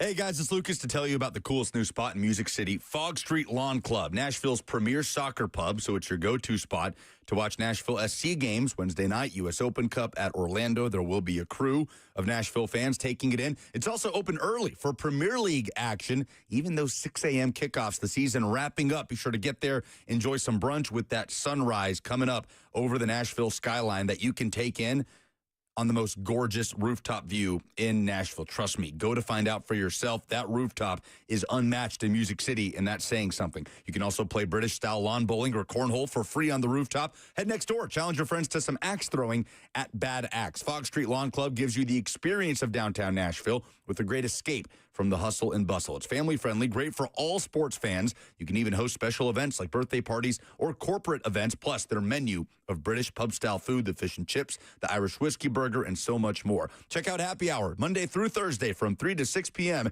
and come see us at Fog Street Lawn Club located on Fog Street.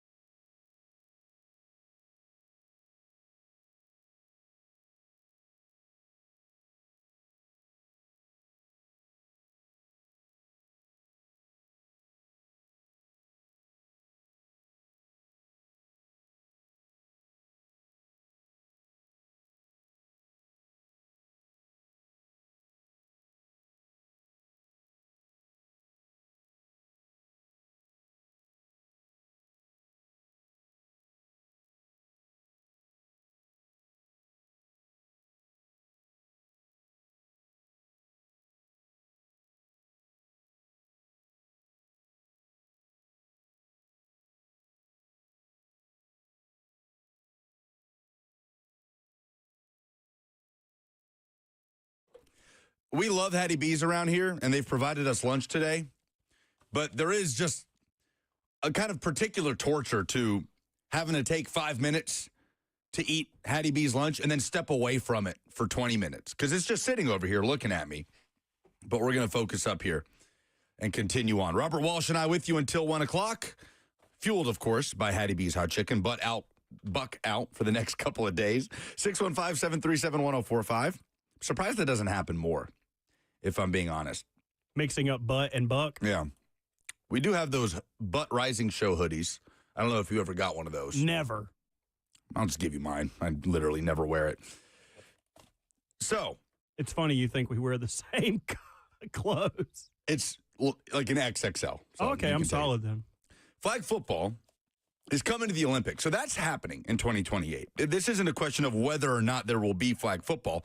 It is a question of whether or not NFL owners will allow one player from their team to go represent the U.S. or their respective country of origin in the 2028 Olympics. So they're voting on it in the next couple days, owner meetings happening in Minneapolis. We're going to do a brief draft here, and we've also put it to a poll at Lucas Panzica where you can vote of the NFL players you would most like to see representing the U.S. in flag football, and which Titans player would have the best opportunity to be on that list in 2028. So 3 years from now, at the moment, there's just not a Titans player that you would draft, right? When you're talking about 5 players on each side of the ball.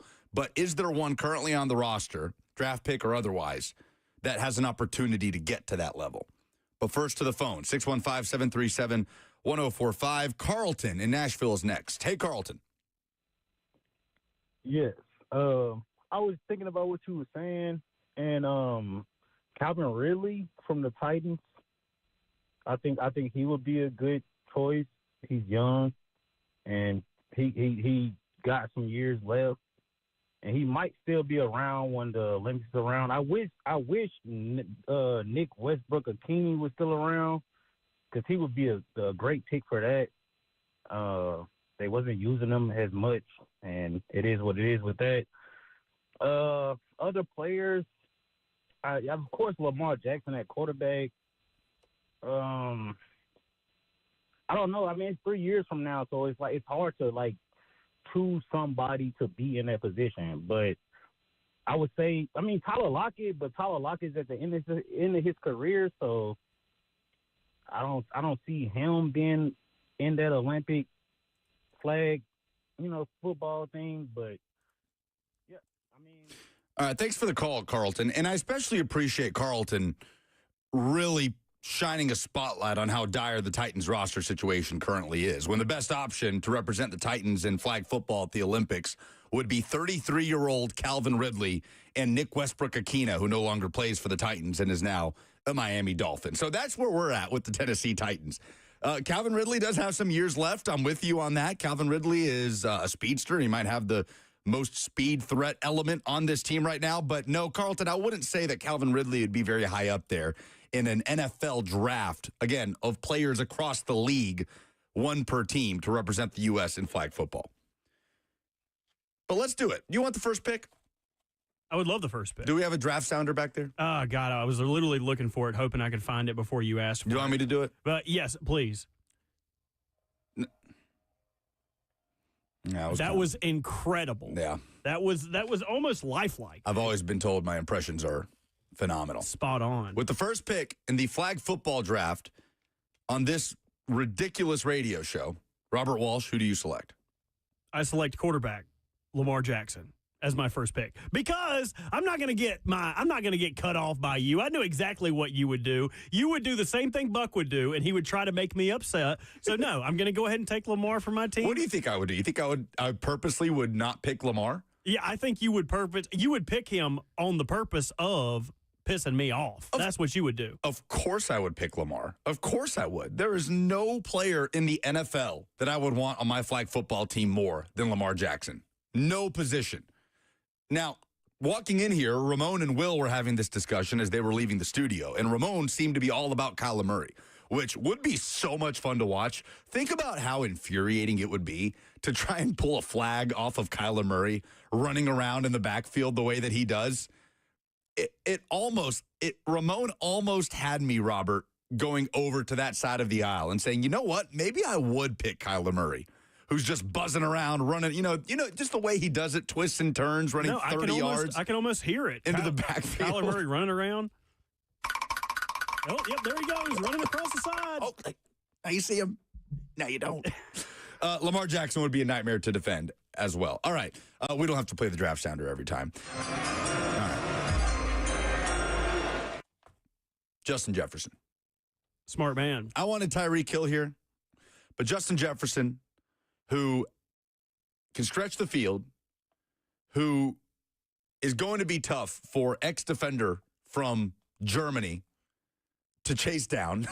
I keep picturing Dusseldorf, and again, like they're just diving for him. My worry is that we just run into the most niche situation in the Olympics where a country like, I don't know, Argentina just has this very specific portion of the population that's obsessed with flag football, and they play it in a way that is just so conducive to being good at flag football, not tackle football.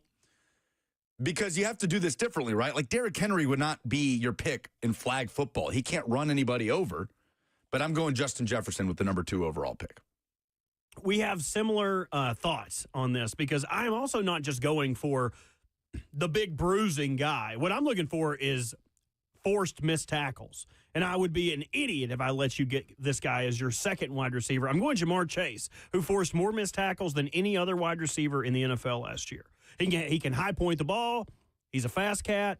He's going to make people miss. I love all those things in my wide receivers, especially the person who's going to be catching the ball the most. Jamar Chase is my number 2 pick. So we have Lamar at quarterback, Jamar Chase and Justin Jefferson at receiver. Tyler makes a great point in the F&M Bank chat. It's 2028. We're forgetting Jeremiah Smith, who will be an NFL player in 2028. It's a good point by Tyler, but we are going with players that are currently in the NFL. With the 4th pick, I'm taking Bijan Robinson. Saquon Barkley has been a slam dunk for a lot of people here, but give me Bijan Robinson. Just that quickness and space, a little bit younger. No way in hell any Falcons fan would be okay with Bijan Robinson going to play flag football. And imagine the wince, the cringe every time he makes a cut in the backfield of a flag football game at the Olympics. But if we're to choose from any player in the NFL, I think Bijan's my number 1 running back. Okay. I like that you're picking positions I haven't picked yet, which means I can just save my running back for the end of the draft. I love that. All right, but we've got Lamar, 2 receivers, and Bijan. We have 1 position left, and this, in all likelihood, is the person snapping the ball to Lamar Jackson. What do you want out of the center, so to speak, in a flag football game? I don't know. I don't know. I don't want anything. I don't give a crap These about are how he uncharted snaps. waters. All he's got to do is toss it back. How many Mississippi do they have to do before they can rush? Do we know that in the rules yet? I haven't seen the official Olympic rule book for this. What is the international? Because I doubt the German people are like Von Mississippi. Like they're not.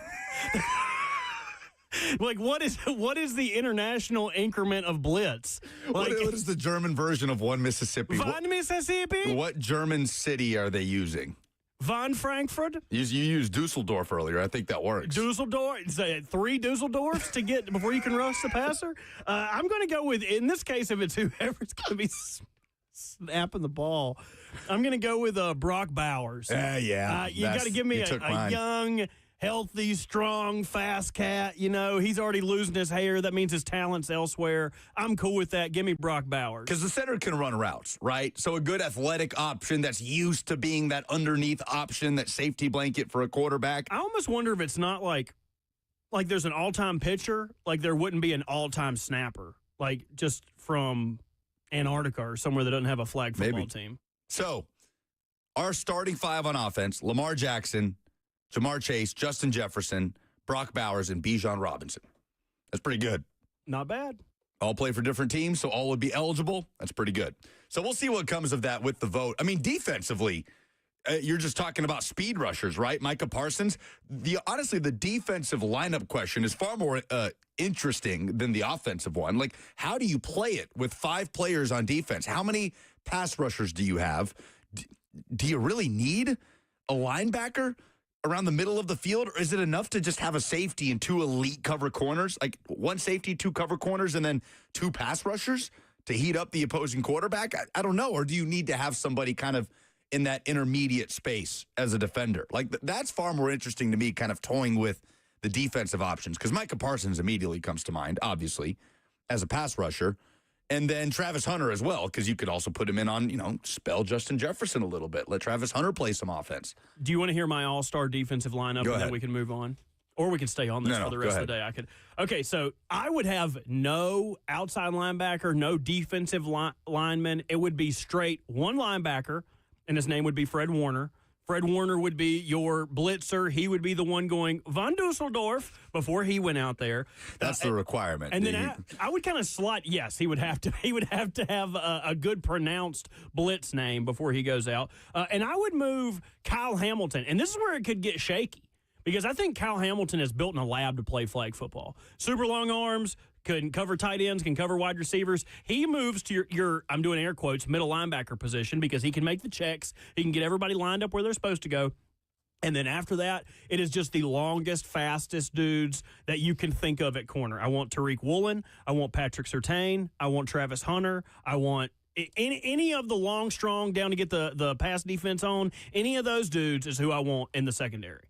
615-737-1045 is how you jump in. Who do you want to see on the American flag football team in the 2028 Olympics taking place in Los Angeles? The F&M Bank chat is where you can also chime in on YouTube, Facebook, Twitter, and Twitch. We're getting tweets as well. Stashville tweets at us. He said, I lived abroad over a decade. I have seen professional football games in multiple countries. It is not hyperbolic to say that America could win a gold medal in flag football by fielding the best high school football players in the country. So Stashville does not share this concern with me that there is one niche group in X country in Europe or South America or Asia, wherever, that would come out and just dominate American players that typically don't play flag football. Okay, I'll take your word for that. I don't know. Ashton Jeanty grew up in Italy. I mean, you could always have a player that grew up on a military base that's just an absolute prodigy, like an Ashton Jeanty, who would be very interesting on a flag football squad. Brandon Tyler in the NFM Bank chat says, Xavier Legette doing an impersonation of saying that. Dang on Dusseldorf, man. Like, he's like the Boomhauer, man. I love Xavier Legette, by the way. I love what they did with him at the Derby.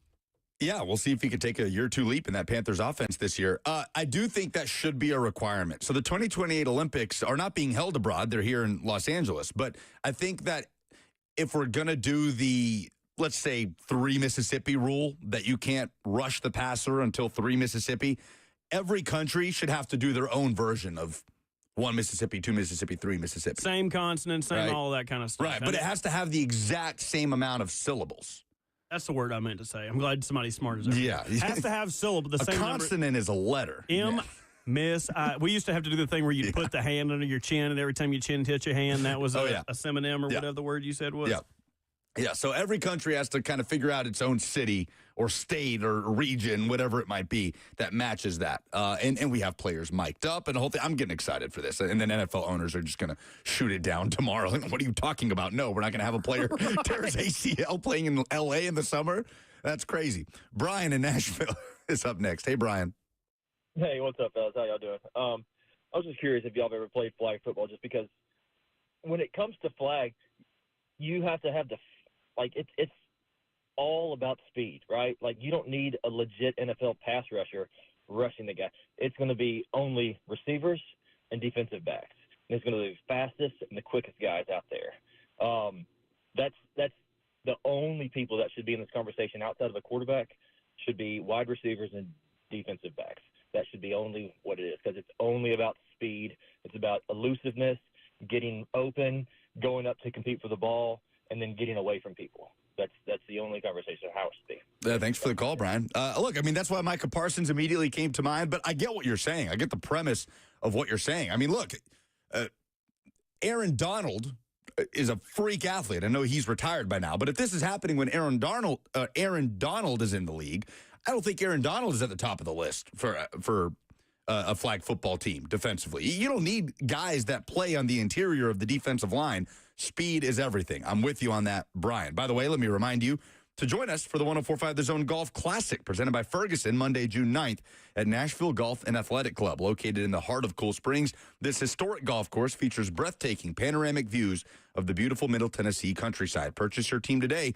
You can choose between 2 flights, 8 a.m. or 1 p.m., and spend the day teeing off with us. We'll be broadcasting live. Can't wait. Teams are limited, so go to 1045thezone.com to purchase tickets. Mr. Keefe said that Japan's version will have to be 1 Yokohama, 2 Yokohama for the 1 Mississippi count. Again, it has to be specific to your country. I'm loving this. We're thinking of all sorts of ideas. 615-737-1045. Ben says Italy has an elite flag football team, actually. This is news to me. I did not know this about my dad's country of origin. Daryl is next in Nashville. Hey, Daryl. How you doing? Good, man. What you got? Well, first of all, flag football is real different. I done played it before. And basically what I would be looking for in the NFL if it needed a player, which one of those players is the best flag pullers? You know, I mean, you can tackle all you want to and everything, do anything you want to on defense. But if you can't pull a flag, that's a big problem. I say whoever can pull a flag at the person's speed, that's when you choose that player from the NFL that can pull a flag and got hands to catch and do routes really quick. Thanks for the call, Daryl. That's a great point. The accuracy of being able to actually snipe a flag off of somebody as they're running by you at 100 miles an hour is a very underrated aspect of this, I feel like. I almost want to go back. I'm not going to, but I almost want to go back and watch the last couple Pro Bowls, Robert, to start doing some scouting, some advanced scouting. If this thing actually gets voted in tomorrow. I have built this up enough for myself that if they shoot it down, I will be ultimately upset. I will too. We had another suggestion for the Mississippi count in the chat from Stubbly Wood 76, who says 1 Wiener Schnitzel. Yeah, again, every country has to come up with their own. I'm with that. Are you cool with that? Yeah, no, I think that works. I don't know. Dusseldorf was pretty good, though. It has to be a location for me. It has to be a location. 615-737-1045. You ever dabble in flag football? I did in college. Yeah, I got banned from playing flag football in college. What did you do? I was so bad at grabbing flags, dude. I was fat and out of shape, and like I was the designated snapper. I knew you were the designated rusher. And something about me is I get so competitive over the stupidest stuff. You do. Flag football was one of those things. We were playing against actual athletes, frats who put together had armbands and just the stupidest stuff you could think of. So we were playing these guys, and every time I would rush the quarterback, and he would outrush contain, beat me to the outside. And eventually, if you've ever played a competitive sport with your friends before, you realize everyone is going to start blaming you. You are going to be the one who's going to get fussed at. It's like, hey, get your fat ass out there and stop him from running around the corner. I'm imagining how angry you were getting in these games. So mad, dude, huffing, doing Ray Lewis dances after sacks. I was an all vibes guy. But what happened was we were playing against this cat who was like Kyler Murray size, super tiny, but had those little legs that could just like scamper off. And one time I had him dead to rights. I said, oh, yeah, I got this dude now. And when I dove in to get his flags, see, I'm kind of like a shark. You know when sharks bite, their eyes roll back in their head. They don't really see what they're doing. They're just... You're blacking out at this They're point. just going at it. Well, yeah, I was blacking out. So I dive at him, and I hear him go, ooh! No.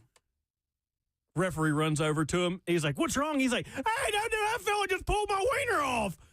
And they kicked me out of the game. I wasn't trying to intentionally go out and grab this guy. But when I did, apparently I hurt him. Yeah, you didn't grab the flag. I did not grab the flag. No, I did not grab it. I had a feeling that's where the story was going from the jump. So you were banned permanently from the intramural flag football league. Because they claimed that it was intentional. And I tried. I told him the shark thing. Told him look, I'm fat. I'm not an athlete. You explained the shark thing, and it still didn't. They didn't get. I even did the face. I even did the with it, and they didn't get you back in. That's crazy. They didn't get it. They were like, nope, don't let this guy come back out here. My only flag football, other than like fifth grade experience, was just like some buddies, mid-state sports league, playing at Centennial Park or something.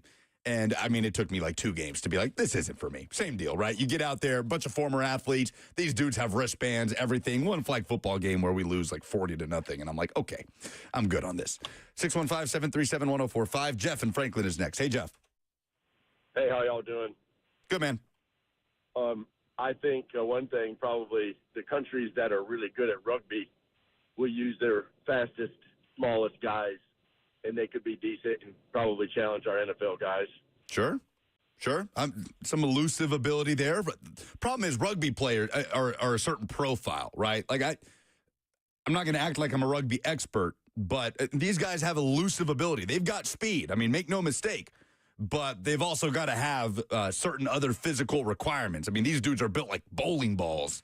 I don't know. I'd be very curious to see what profile of rugby player would be a good fit for flag football in the 2028 Olympics. In terms of Titans players that could get there, I mean, if Cam Ward becomes a star, but again, Cam Ward, and he's got that, he can feel the space very well. He feels the defenders coming, so he does have that elusive ability in the backfield. But in terms of what you want out of a dual threat quarterback, I don't know. You probably need one of these receivers to really take off, whether it's an Io Manor or a Chimere DK, or maybe a Famuel Adejo as a speed rusher. I don't know. Titans have a lot of work to do. I don't think they're concerned about which of their players will be playing flag football in 2028. I'd take Hooker. Give me Hooker. Amani Hooker at safety. That's the one. I'd take Hooker on my team. That's the one. All right.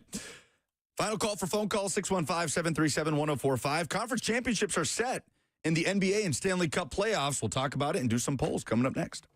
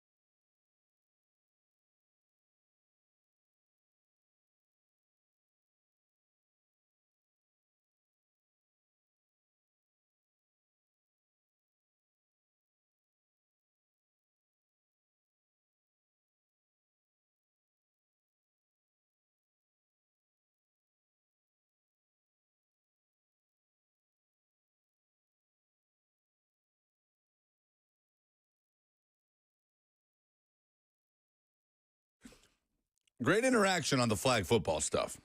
And we'll see if that all gets shot down by NFL owners as they vote on it tomorrow in the next couple days. Also voting on the tush push, also voting on actual NFL matters, right? Playoff seeding. Are we going to do away with the divisional system we currently have? It's funny, that gets brought up, obviously, in reaction to last year with the NFC North finishing with 2 teams, 14 wins going into the last week of the regular season. And then the divisional winner, Detroit, they get to host. They're the 1 seed. The divisional loser, Minnesota, drops all the way down to a wild card spot. They got to go to the Rams.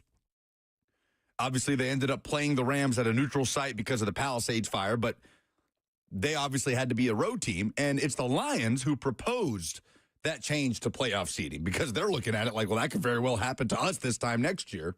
And if we finish with 14 wins, which is more than everybody except 1 team in our division, then, yeah, we damn well better be the 2 seed. Like, do you think this has a chance to get pushed through, the idea of playoff seeding being completely switched up in the NFL?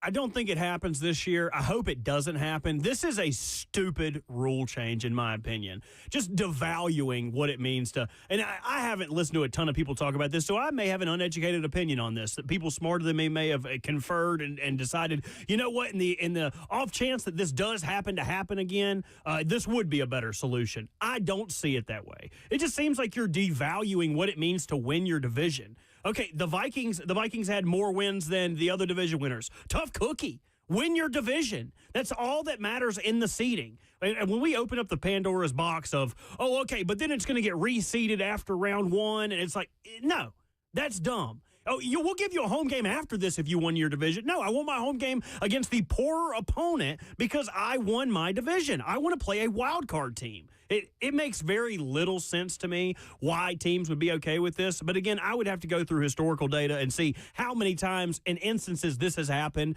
and how many times a team would usurp the 4th division winner. Like last year, I believe it was the Texans, whoever it was. The Texans, despite being a crappy division, or in the NFC's case, the NFC South, despite being a crappy division, they still won their division. Like, if you don't like the lay of the land, then I don't know what to tell you. It's kind of like everybody used to get butthurt about Cam Newton doing the Superman. Well, then stop him. Yeah. Then win your division. If you want a home game, win your freaking division. Or win your wild card matchup and hope that you can get one. I'm with you, man. And I'm a sicko. I love when a team goes 7-9 and wins a bad division and gets to host a playoff game. Like, I don't know. That's just me, but I'd be surprised if this got pushed through. Last call for phone call, 615-737-1045. Eric is up next to talk about a very important topic. Hey, Eric. Hey, what's going on? So I don't know if it's super important, but before I even get to that, I just want to let it be known that I am thrilled tonight because I'm in a couple hours headed to Hoover, Alabama to cheer on the Vols this weekend for the tournament. And I realize that in Birmingham, there's a Hattie B's. So that's where I'll be going to dinner. And so I just wanted to make it known, since y'all have that for lunch, I'll be getting that for dinner. Good for you, Eric. The main reason I called is because when I first turned on the radio show this morning, y'all were talking about moon pies. And I got to agree with y'all. They are very mid, as the kids say. But what do y'all feel about Peeps? Because that's sort of like a marshmallow type thing, and I think those are disgusting. So I was curious on you and Bert's opinion on that. Thanks for the call, Eric. I don't hate Peeps as much as my vitriol in the candy world goes to candy corn. Candy corn is disgusting. I like Peeps. I can deal with Peeps in a small dose, but Peeps provide something that very few other candies or desserts, delectables give you, and that's a science experiment. Have you ever threw them in the microwave before? No, I can't say I haven't, which maybe would have me liking Peeps because I'm just not a marshmallow guy unless it's in s'mores form. Well, right. Love s'mores, love roasting a marshmallow. I'm just not going to sit there and just eat marshmallow. I don't know. The texture, whatever it is, not for me. So well, maybe you don't add the Peeps to the microwave to eat them. You just add them to the microwave to watch how large they get. Oh, I see. They basically expand. And once we did a whole package of Peeps, and the inside of our microwave was just sticky and disgusting till the end of time. Had to go buy a new one. That was last week? Yes, it was. All right, we were going to talk about conference championship matchups here, but let me just say I can't wait for the conference finals in the NBA, T-Wolves and Thunder. No matter what, we're going to get some new blood winning an NBA championship. The Thunder haven't won a title since 1979. The Knicks haven't won a title since 1973. T-Wolves and Pacers have never won the Larry O'Brien Trophy. So can't wait for that to get started. Stanley Cup playoffs started. Oilers and Stars, Panthers and Canes. And we'll see. Panthers, the defending champs, trying to do it again as the Oilers are trying to get over the hump. They have felt like they might be the most inevitable team in all of American sports that have not gotten over the hump of winning a championship in their current iteration. So we'll see what happens with that. Let's do some polls.